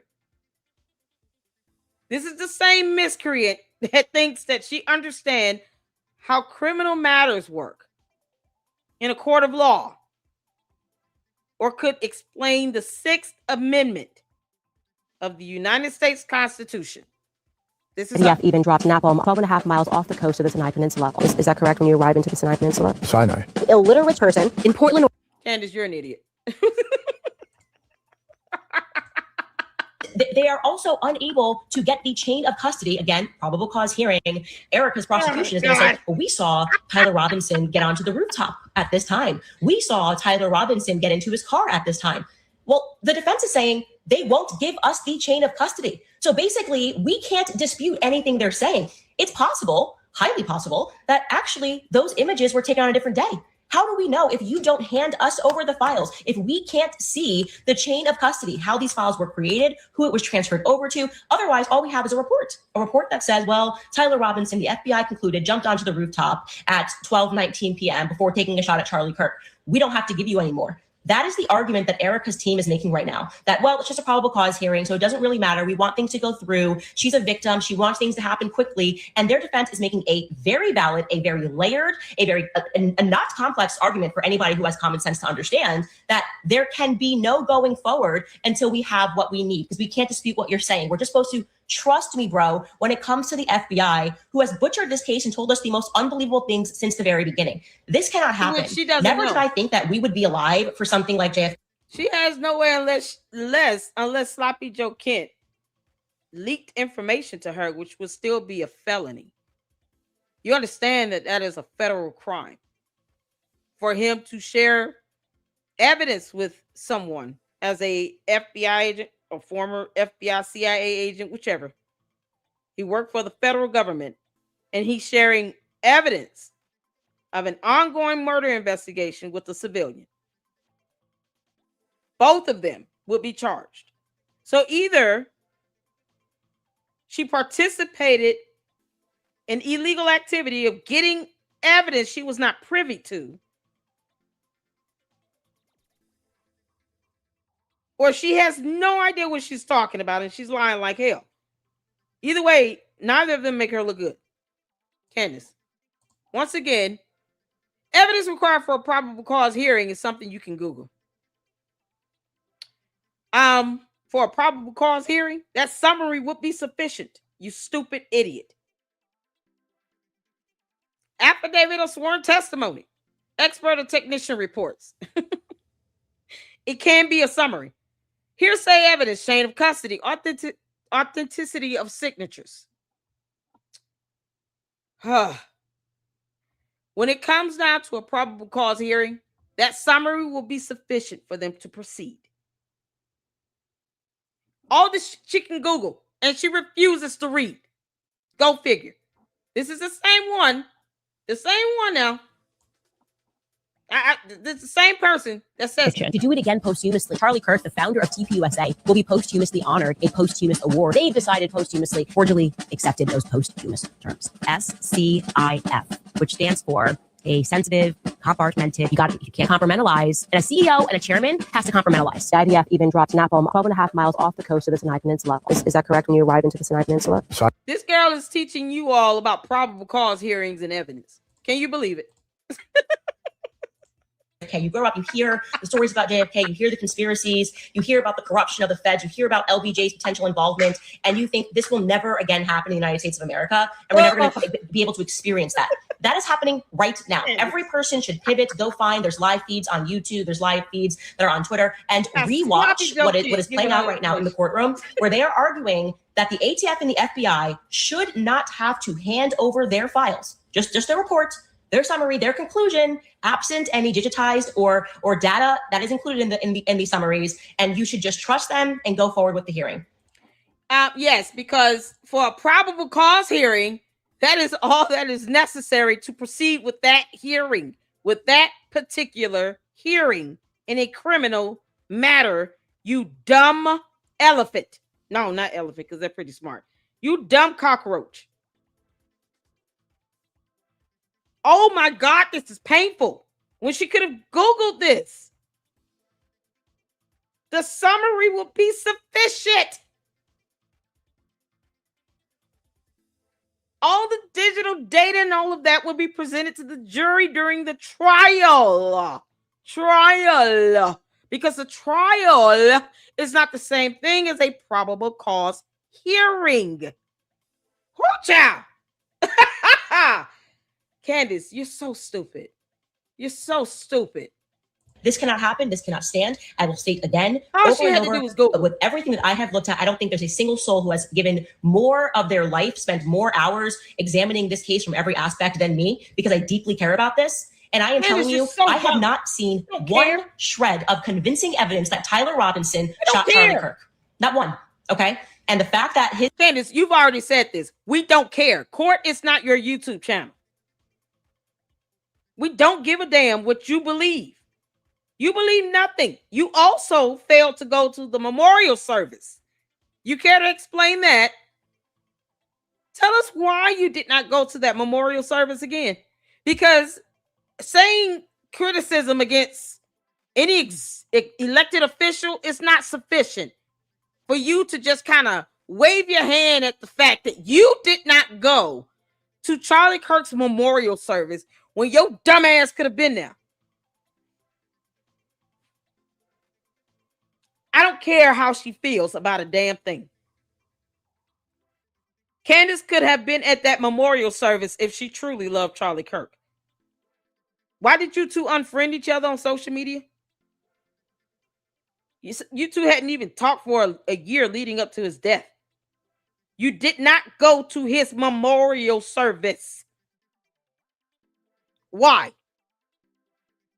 Her only excuse that I've heard so far is, I talk bad about the FBI. So what? You don't think they're used to that? Unlike you, they understand that people are going to criticize them. I would be more shocked if they start responding. They shouldn't care what anybody say. They're the FBI. That shouldn't stop you from going to his memorial service, you moron. But yet, she has sources and direct contacts that live in the same building with Erika Kirk that are giving her information electronically of Erika Kirk's whereabouts. Stalking. which in the state of Arizona is a class 3 or 5 felony. A felony. You worried about some shit you need to convince you of something, but not about this stalking that you're doing. That is a class 3 or 5 felony in the state of Arizona. Girl, you don't kick rocks. Wife is trying to play this, what I would say to be a sleight of hand, not granting a continuance. Take it from someone who is perpetually sued. I have never been in a case where both sides don't just agree to a general continuance. Even me and Brigitte, despite our differences, have agreed to a continuance when we were like, oh, the date that was set, can we push it back? And Brigitte's team just agreed to it. It's almost like just something that you do. That's a civil matter, you idiot. There's no probable cause hearing in a civil proceeding. Oh my God. What the? Juju, you set me up. Oh no. Is she trying to compare a civil proceeding to a criminal matter? Dear Lord. Oh, Jesus, come down.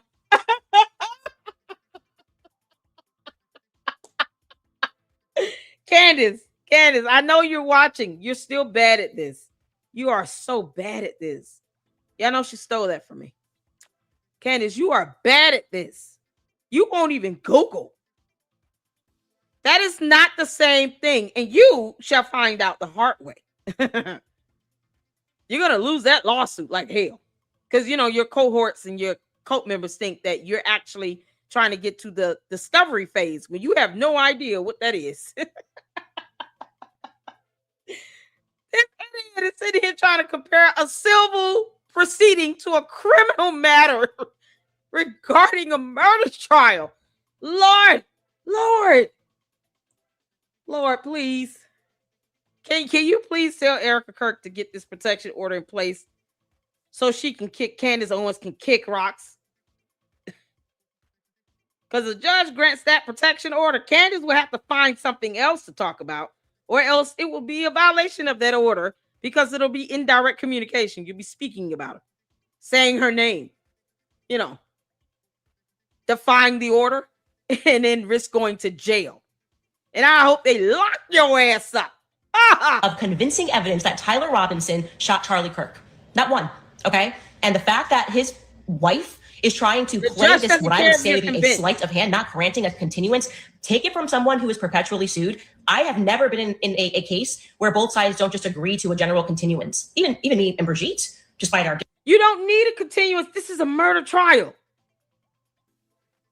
The right to a speedy trial is for criminal prosecutions. It's a guarantee. It's a right to exercise, not a request. You don't have to request a speedy trial. You exercise the right, you stupid F. What is wrong with her? Oh my God. No one has to request the court to grant them the right to a speedy trial. You simply exercise the right to a speedy trial. You inform the court that you want to exercise your right to a speedy trial for goodness sake. In any criminal prosecution, your lawsuit with Brigitte Macron, where they're going to mollywop you in court, is a civil proceeding, not a criminal matter. Two totally different things. Oh my God. She has 3 attorneys and she won't call them and ask questions. So she's sitting here giving out misinformation because she's too stupid to Google. And her cult members are too stupid to read as well. We're all on one accord. They're all dumb. Differences have agreed to a continuance when we were like, oh, the date that was set, can we push it back? And Brigitte's team just agreed to it. It's almost like just something that you do out of respect for understanding that things have to be done. Why is Erika's team arguing this? They should say, we don't agree with what the FBI is doing. Of course, we want you to be able to reasonably defend. You mean when they're arguing Erika's team? They're not arguing anything. They're not a party to the case, Candace. They have no legal argument. What do you mean? They're not a party to the case. State of Utah versus Tyler James Robinson. Erika is not the prosecutor or defendant. What the hell? Candace, you remember when you were charged and arrested for harassment? Yeah. See, that was a criminal matter, right? It was State of Connecticut v. Candace Amber Rose Owens. Your mama was not a prosecutor in that. She didn't have a team or anything. It was the state versus you. That's it. The prosecutor represents the state. Fuck's sake. Candace, perhaps you should look at your case that you had when you were charged and arrested for harassment. That was a criminal matter. You're trying to compare a civil proceeding to a criminal matter regarding a murder trial for a probable cause hearing, where you have no idea what type of evidence would be sufficient to proceed with a probable cause hearing. What the is wrong with you? This is the girl that was charged and arrested for harassment at 17 years old. I just want to keep that in mind. Yourself, because we want the public to believe that this is not a show trial. Right? We want the public to believe that Tyler Robinson did this. They have been signaling to the public that the evidence is so overwhelming. They're overwhelmed. They wake up, they have to pop the Xanax because they're just so overwhelmed by how obvious it is that Tyler Robinson shot Charlie Kirk. And yet they're trying to play this game right now. So overwhelming, we don't have the data from September. We just have... We who? You're not a member of the defense or the prosecution team. You get nothing, you dummy. Candace, you get nothing. And there are several federal laws with case law that can be cited that no judge should ever have to explain to you as to why you're not privy to any evidence at all. Nope. You're not even listed as one of the members of press in the order. Not at all. She's not even part of that collective body of press. So she's not even privy to go to the hearing and record it. And she's sitting here we like she's a whole ass attorney. Girl, they would kick your ass out of law school. She would not make it past 1 week. Candace, when you gave up on college after 3 years and your major was journalism and English, you would not survive law school. You're not even smart. This is the same girl right here. Same girl right here saying these words, because reasons. This is her. Compartmented. You can't compartmentalize. And a CEO and a chairman has to compartmentalize. The IDF even dropped napalm 12.5 miles off the coast of the Sinai Peninsula. Is that correct when you arrive into the Sinai Peninsula? Sinai. Illiterate person in Portland, Oregon. The Hamptons debacle came up. Hamptons. Okay, remember that whole debacle? We knew kerfluffle happened. This dress kerfluffle causes this whole race kerfluffle. Lazy honor Charlie. Stop telling us that it has to always be Miss Macabre. Like retired Green Beret. Yeah. That's this. Just keep that in mind. Kerfluffle. All right. She makes up words. Let's go. Cash Patel and the ATF says happened in their summary report, but we really should just get on with this trial. This is like a hoax being played upon the American public. Shame, absolute shame that Charlie's friends are in office right now. People that he fought to put in office are allowing this charade to go on. Donald Trump. Candace, you make up words like kerfluffle. You understand? No one takes you serious in that court of law. They don't care what you think. As a matter of fact, they believe that you're bringing in negative attention and negative press to the case, and that you're quite possible of tainting the jury. They see you as an utter useless piece of rock. You add nothing of value to this at all. They would love for you to go away. You were named as one of the top people giving negative attention and false information about this proceeding because you think somebody owes you something. Kerfluffle, because kerfluffle. Oh, it's the kerfluffle of it all. Okay. Vance and Cash Patel are allowing this charade to go on. Why don't they pick up the phone and demand that Cash Patel send over the files? Since they all love Erika so much, she's so innocent, she's so wonderful, we love her, we want the public to get off of her. Yeah, we do. Candace, no one likes you. And I hope that she files this protection order against you and all your so-called sources and direct contacts living in her building that are stalking her, because that's a felony. It's a felony. And then I dare you to defy that order so you can get locked the fuck up. Candace, I will be the one to put in a FOIA to get the police body camera footage when they come and collect you. Since you don't believe in obeying laws, I will be the one to show that police body camera footage as a part of my intro. It would be my honor to show you get arrested over and over again for violating an order because you're obsessed with Erika Kirk. Yeah. Oh, I will play that girl over and over again, just like your kerfluffle video. So why don't you pick up the phone and command your FBI and your ATF to hand over the files so Erika can have... Because they can't do that. It's interfering. They can be charged with obstruction. It's stupid, you moron. That's called interference.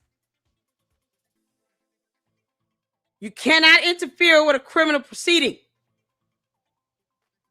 Shut the F up. No. No, she's encouraging people to break more laws. Y'all see what I mean? She believes that she's above the rule of law. So her advice is, why don't you all commit more crimes and felonies? You know, that's some felonious behavior to interfere with an active and ongoing criminal trial. Like, you can't make this up. This is coming from somebody using terms like kerfluffle. Kerfluffle. Candace, what the hell is that? Is it a deranged cat or something? What are you doing? Why are you offending cats all over the world? Do you have a kerfluffle? Do you even own a pet? Where did she get that word from? What demon in hell put that word in your head and told you that that word was real? Kerfluffle. Her speedy trial. Oh, I know, because it didn't happen. Oh, wait a we minute. all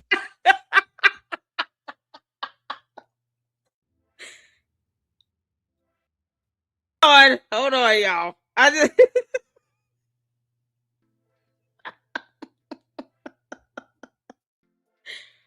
Oh, God.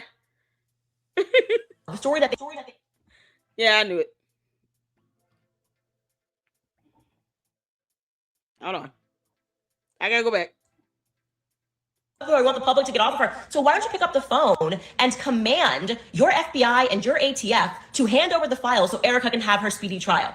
Oh, I know, because it didn't happen. We all know the story that they are giving us is absolute fed slop, but this trial that is going on right now should awaken everybody's eyes to how despicable the narrative is that they are trying to serve us, okay? Truth does not fear introspection. Send over the files, okay, and bring us to your side. But don't think that we're going to fall for this nonsense of a summary report and you presenting, there's so much evidence, it's overwhelming. No one... All right, Candace thinks that people have to bring her to their side. No.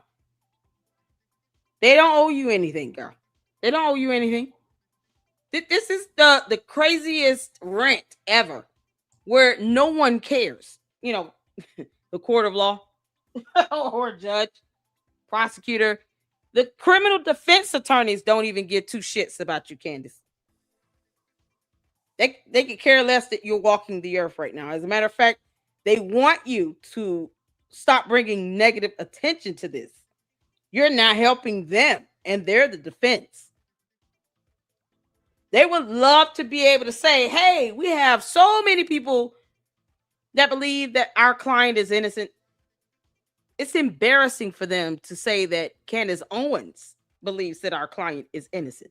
That is embarrassing for the criminal defense attorneys to say. Can you believe it? They don't even find you useful, heifer.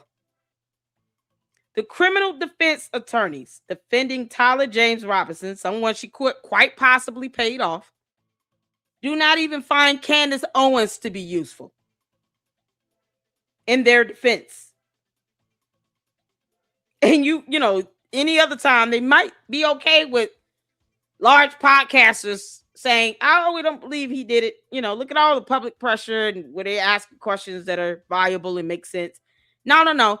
When you have someone using terms like kerfluffle, saying, I don't believe Tyler Robinson did it, they're like, oh, God, why this one?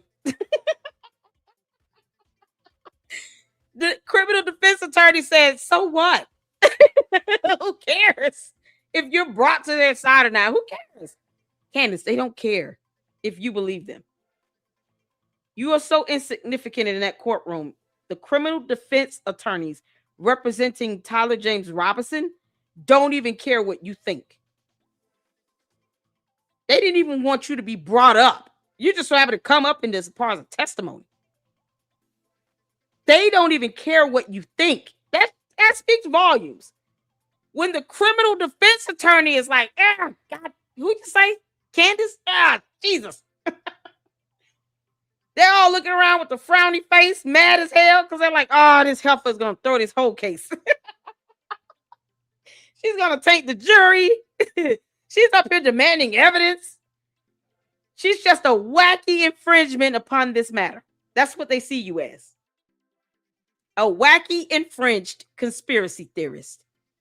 The criminal defense attorney for Tyler James Robinson sees Candace Owens as a wacky, infringed conspiracy theorist and nothing more. Not even a credible member of the press. Candace used to be so proud, girl. File so Erika can have her speedy trial. Oh, I know, because it didn't happen. We all know the story that they are giving us is absolute fed slop, but this trial that is going on right now should awaken everybody's eyes to how despicable the narrative is that they are trying to serve us, okay? Truth does not fear introspection. Send over the files, okay, and bring us to your side, but don't think that we're going to fall for this nonsense of a summary report and you presenting this. That's all that was needed for, God, the probable cause hearing. That's all that was needed, the summary. Because Candace didn't read or Google. This is why the criminal defense attorneys hate her guts. They can't stand her. Candace, kerfluffle. Can you tell us what that is? Don't make me pull up Samantha again, girl. There's so much evidence, it's overwhelming. No one believes this, and I am literally on fire right now. I just need to rant because I'm watching. You're the only one that's sitting here bringing up this nonsense to get views and make money. The rest of us are going on evidence, and we're allowing the evidence to take us where it goes. Right now is leading straight to Tyler James Robinson. What we don't know is how much did you pay him, Candace Owens? How much did you pay Tyler James Robinson? You're going out of your way to try to taint this case by any means necessary. And even the criminal defense attorneys for Tyler James Robinson, as much as they want to win, find you to be disturbing. You're disturbing to them. This and shouting at my screen because I cannot believe the audacity of Erika Kirk. Okay, people, you can call me whatever you want. I'm happy to be public enemy number 1, 2, and 3. I find her to be malevolent. I'm getting to the point that Candace was the one that hired Tyler to kill. I'm sorry, the story box not know I already been saying this. How long I've been saying that? For a month? Yeah. I love it when I say things first and then all the podcasters come in and they start understanding why I'm saying it. Oh, I love you, honey. Story box. I'm so glad you realizing Candace quite possibly paid Tyler Robinson to do this. You know, because she hated Charlie just as much. Candace, did you enjoy the chicken parmesan? Wasn't it Andrew Covid that said he made you a meal? Or what's the other one? Who was the other guy? What's his name? Somebody said, ask her how was the chicken parmesan. Y'all notice how she did not deny going there to eat dinner and bad-mouthing Charlie Kirk. And yet, you have people in my chat saying, I don't care about either of them. I just care about Charlie. I hope so. But I hope that you cared about him before he was assassinated as well as you do now. Because, see, there are 2 kids that are being stalked and getting death threats and kidnapping threats sent their way. And that is being amped up because of Candace Owens' dumbass, evil, demonic, alien rhetoric and using words like kerfluffle. That's not a real word. This is what we have to deal with as human beings here on Earth. With this alien crash landing on our planet, coming up with terms that aren't real. Trying to throw a whole murder trial because she doesn't believe something like anyone gives a damn. When she won't even look up what a probable cause hearing is. Or what evidence is required to proceed with it. Or the 6th Amendment of the United States Constitution. and why you don't have to ask for a speedy trial. You just simply exercise your right to a speedy trial. This is coming from the woman that admitted, I have, sources in direct contact stalking Erika Kirk. Yeah, they're following her every move. We have eyes and ears everywhere. We know what you're doing at all times. Oh, so you are stalking me. Okay, cool. That's a felony, and I hope your ass goes to jail. Then I will have no sympathy. Candace, I'm telling you right now, I will get that body camera footage of you being arrested for violating that order, and I will play that in my introduction in every live stream that I do. Good God, it would be glorious. Well, Charlie, I'm getting to that point. Are you guys currently? What person? I mean, she spent 7 months trying to distract people from believing in what's right in front of them. We almost done. From trying to distract people from believing that it was Tyler Robinson, who's currently on trial, who you see his face, there's no remorse. He's happy about what he did, and he knows exactly what he did. Good night, Bendy. He's guilty. You can see it.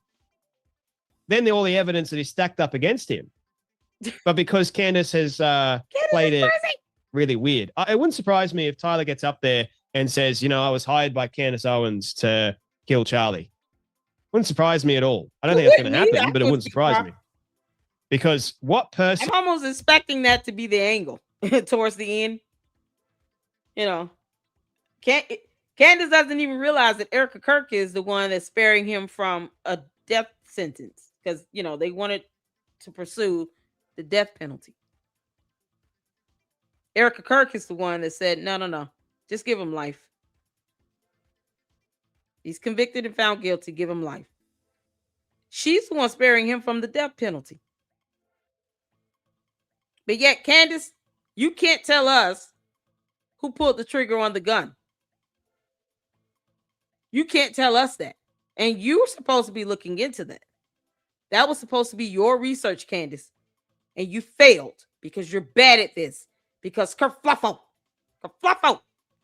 Seriously, for the last 7 months, and you're making my stomach spend so much time trying to get people to believe that it was someone else, that it was Turning Point, that it was Erika. What person does that?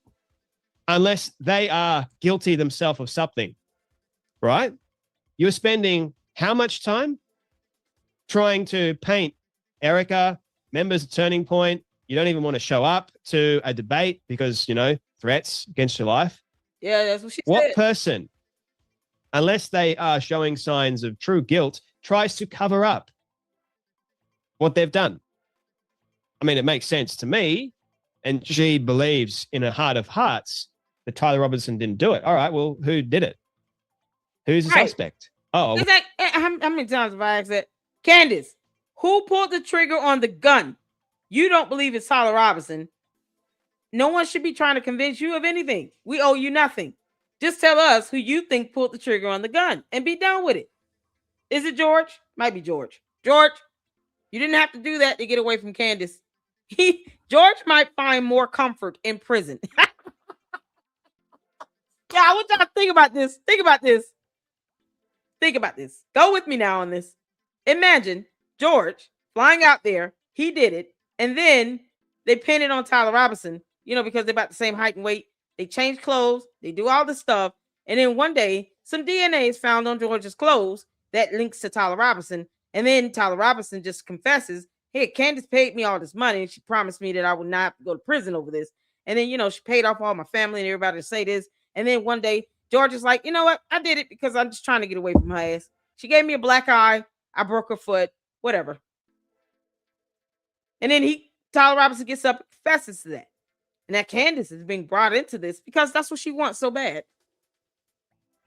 She wants to be a part of all of this. Candace, be careful what you wish for. And since you're not careful, good luck to that. We will be here to watch it. And then once Tyler Robinson confesses, then he admits, here are all the text messages of the arrangement and the transactions of Candace paying me money. And she's panicking because she doesn't want that evidence to get to the jury. See, all that evidence was not required for the probable cause hearing.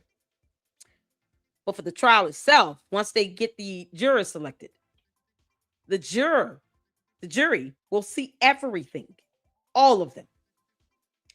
Every single juror selected in the jury will be able to see all of the evidence related to the case pertinent to helping them bring about the conviction. And it seems like Candace does not want that to happen. It's like she's throwing so much mud into this right before they kick off with the jury trial. Candace, the fact that you keep saying Fed slop, but yet you don't want to admit that you and Sloppy Joe Kent were communicating with each other and that he was quite possibly giving you information about this is astounding to me. Why wouldn't you just own up to that?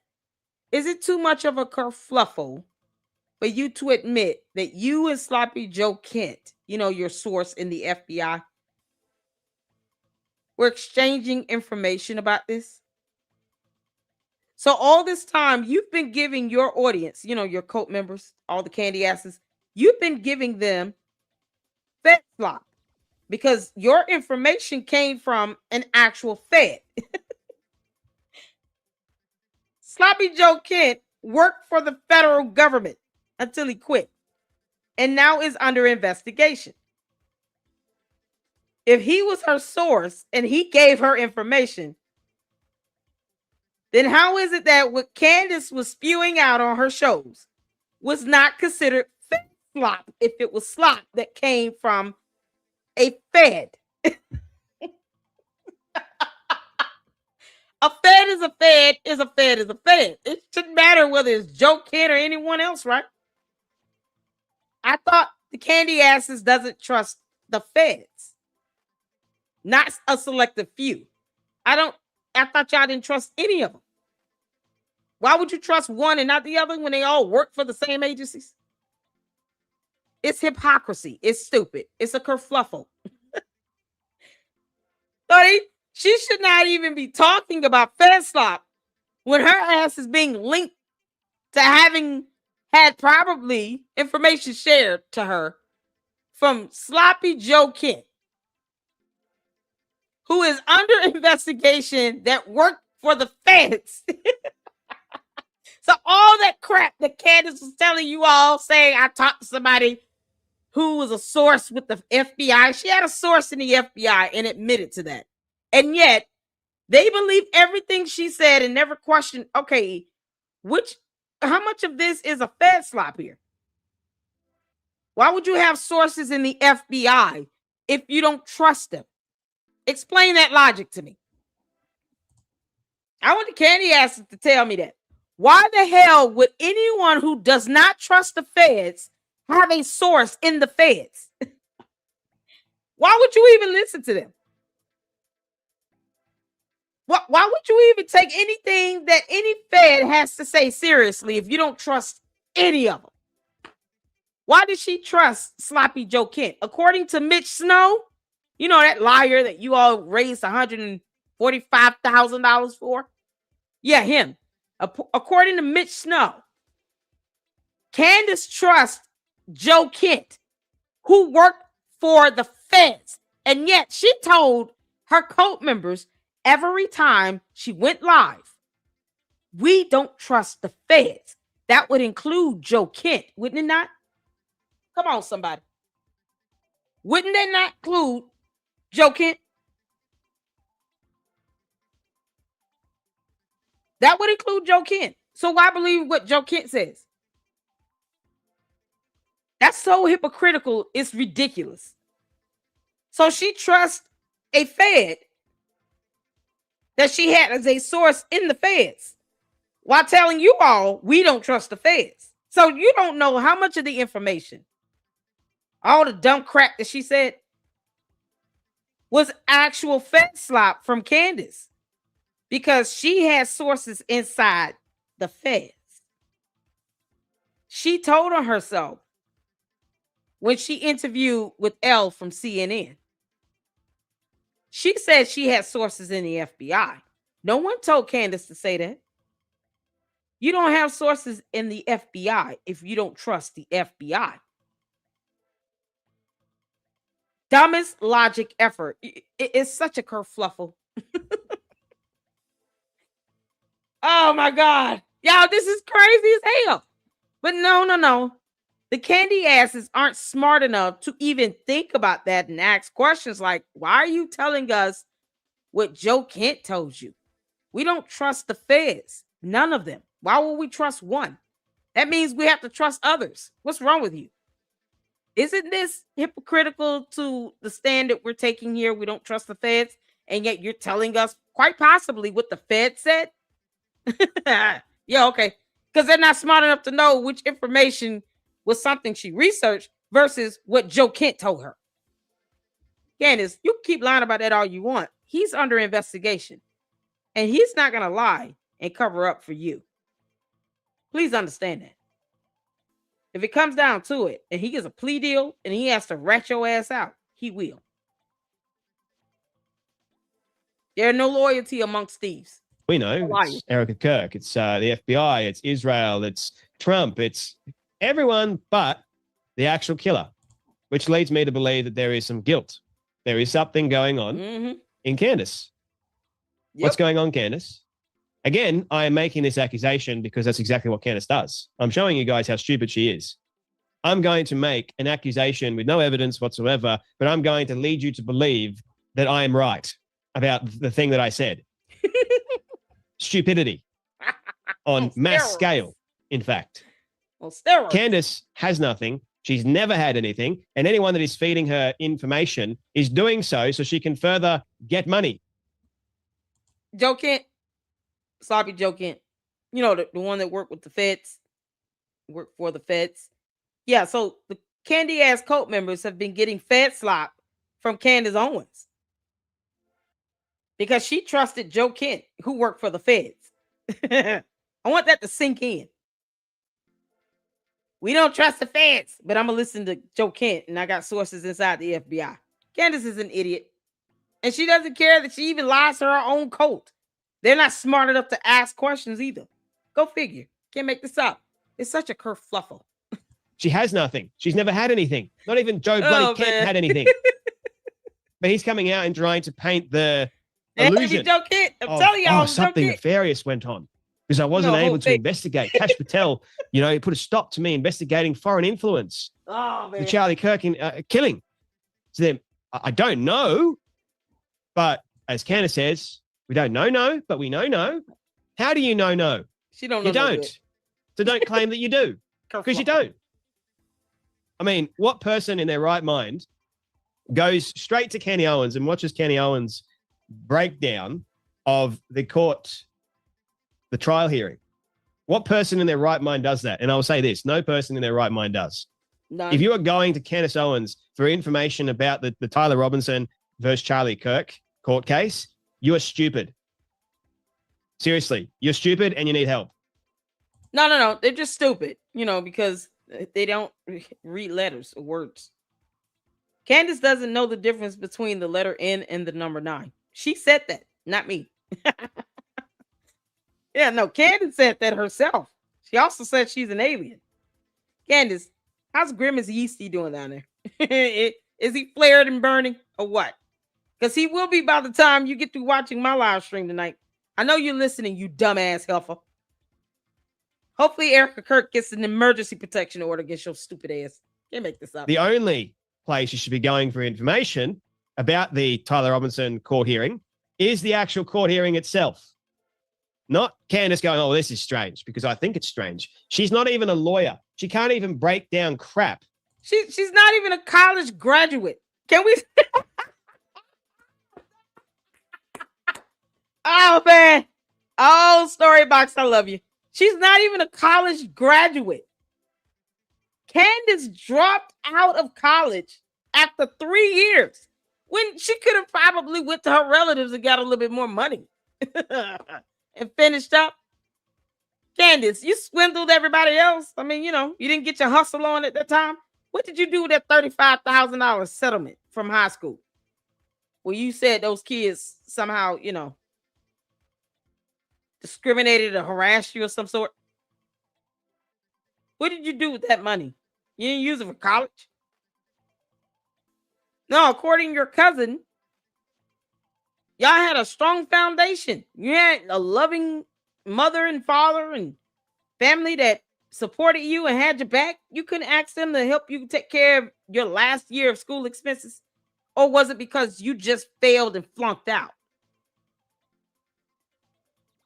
Because you can't even verify that you have 2 degrees, and yet you're lying and saying that you earned 2 degrees. Why won't you post that up? You're a narcissist.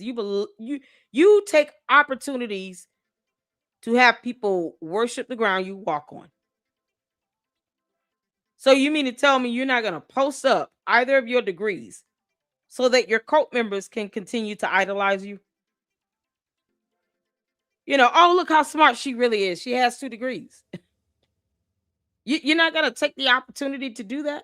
To at least prove that you earned 2 degrees, because you can't prove it unless you show the evidence being your degrees in a transcript. Otherwise, why lie about that? Candace lies about dumb things she doesn't have to lie about. Just like she lied about her connection to Joe Kent. You admitted you had sources in the FBI, and yet you told your cult members every day, we don't trust the feds, while you were talking to the feds. Your sources inside the FBI. Who talks to the feds if you don't trust them? That's stupid. Candace, Karen, Condoleezza, you're such a kerfluffle. She doesn't even know the Utah time zone, for goodness sake. Her whole Egyptian plane theory fell out the bloody window. That's good. Fell from the sky. What happened to that? Oh, it's not likely going to come back, is it? So she made up. She is in panic mode right now. And if you guys can't see it, I really do worry about you too. I see it. She knows evidence against Tyler Robinson is so damning, and she claims that she has looked into all the evidence herself. She spent lots of time and nothing. Ugh. Apparently, according to Candace, nothing is credible enough to her to convince her that Tyler Robinson shot Charlie. Because in her brain, in her conspiratorial narrative brain, she's got to keep this chestnut going because it is paying off, unfortunately, massively for her. She's been able to hide behind her camera, screaming cover up and spinning wild theories for months. The trial hasn't even kicked off yet. Now it has. But once the trial truly gets underway, she's going to have every single one of her theories dismantled, destroyed, right before our very eyes. And all the people that were going, oh, yes, Candace was right, including Megan frickin' Dingback Kelly, going, I favored Candace asking these questions, that has done immense amount. Candace didn't ask questions. Megan Kelly is a moron and an embarrassment to the Bar Association. She claims to be a prosecutor. Good Lord. Oh, if it wasn't for her YouTube channel, that heifer should not be working anywhere. You can't make this stuff up. Megan Kelly is a moron. The damage to not just the jury pool potentially, but also Erika and Turning Point. Hey, you guys are complicit. You guys are at fault, Megan, because you allowed it to happen. There are things that you should not speak about. There are things. Just because you have the First Amendment right doesn't give you the right to, I guess, spew disinformation that is actually... No, it doesn't, because, disinformation or defamation itself is not protected free speech. Defamation is not protected under the First Amendment. Unlike that, with the right to a speedy trial. It's nothing you have to make a request of. You don't have to negotiate that with the defense. You just exercise the right. But defamation is not protected under the First Amendment of our U.S. Constitution. Candace, why don't you just get your ass off of our planet? Blexit your ass off of our planet, you dumb alien. Please leave Earth.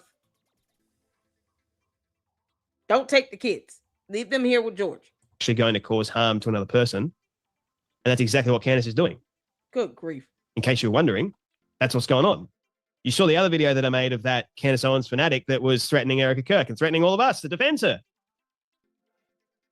That is what's going on. That's what she's created. This is all on Candace. Candace realizes her whole shtick is about to collapse in real time. That's why she doesn't want cameras in the courtroom. She's furious that Erika Kirk is pushing for a speedy trial. Transparency is the last thing a narrative can survive. The facts are coming, ready or not. What do you think this meltdown says about the strength of her investigation? See you later, not an Candace. And as investigator. Trump said, you're dying fast. You're not dying slowly, you're dying fast. And everyone's starting to wake up and realize it.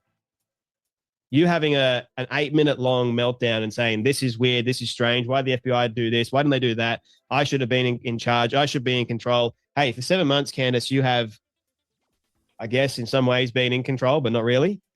No. For 7 months, she's been running her damn mouth on her platform. That's it. Candace, you're not an investigator. And impersonating one is a felony. Keep on with that felonious behavior, you dumb moron. You really will go to prison. You still utilizing the CIA logo without their permission to make money. She's not a smart person at all. It's the kerfluffle of it all. Impersonating an investigator is a felony. Stalking in the state of Arizona is a felony. Harassment with the intent to harass and stalking, felonies. Candace, either way, your ass continue to sit here and act as if laws do not apply to you. You will see the inside of a jail cell. It will be you, 2 bologna sandwiches, no mayo, water, and a cookie for many, many days to come. That will be your meal. You'll have to get creative with it. And if you're good with that, we don't care. But you have not investigated a damn thing. And you have not been in control. All she had to do was Google what the hell is the 6th Amendment. You think she would just look that up? And where's that led? Kerfluffle. Oh, high amounts of views. But now the trial is about to get underway. Candy, get the hell on. And you know for a fact your goose is cooked. Oh, You can she's so only, dumb. everyone knew you can only continue this for so long. And now it's all about to go up in flames, to put it mildly. And she's trying her very best to hold on to whatever she can. Because that's all she's got left. Shit, child. Anyway, that's enough from me. You guys take care. Be blessed. And I'll see you all in the next video. Oh, y'all, shout out to the Starting Box. I'm so glad people are coming around. Coming around to understanding that Candace paid Tyler Robinson some money. Candace, how much did you pay him? Because, I mean, you had to lie like hell, girl. You generated, what, 60 million? Shout out to Joshua Carr. Around $60 million. Y'all, she may have to give half of that to Tyler Robinson. Who knows? All that lying like hell paid off, and now she's got to turn around and pay him money. Probably told that boy he would never go to prison because she thinks she's powerful. Oh, what a kerfluffle. All right, y'all. Thank y'all so much for tuning in. Y'all, shout out to Jay. Make sure you go show him some love and support. I appreciate all of you all. I have another lot to get to on the Lady Luck Club with Sweet Tea. So listen, if you guys can, please come over and subscribe to the LLC with Sweet Tea. Okay, here's the channel. There it is there. We got a live coming up. I'm about to get to it, and we're about to have some fun. So make sure you come on over to the Lady Luck Club with Sweet Tea, because I can just really let loose over there. Oh, man, and I intend on doing that. I appreciate you all and your support, and I thank you guys so much. Hit that like button and hype this video up as soon as it's done. Hype it up. Hype, so that this can be seen. Share it to Erika Kirk. Tweet it to Erika Kirk so she can get this EMO in place, or this EPO in place, so that Candace can be put in place by a judge from a court of law. You guys take care. Have a good evening. And I will see you all in the next one. Till then, Lady Luck Club out.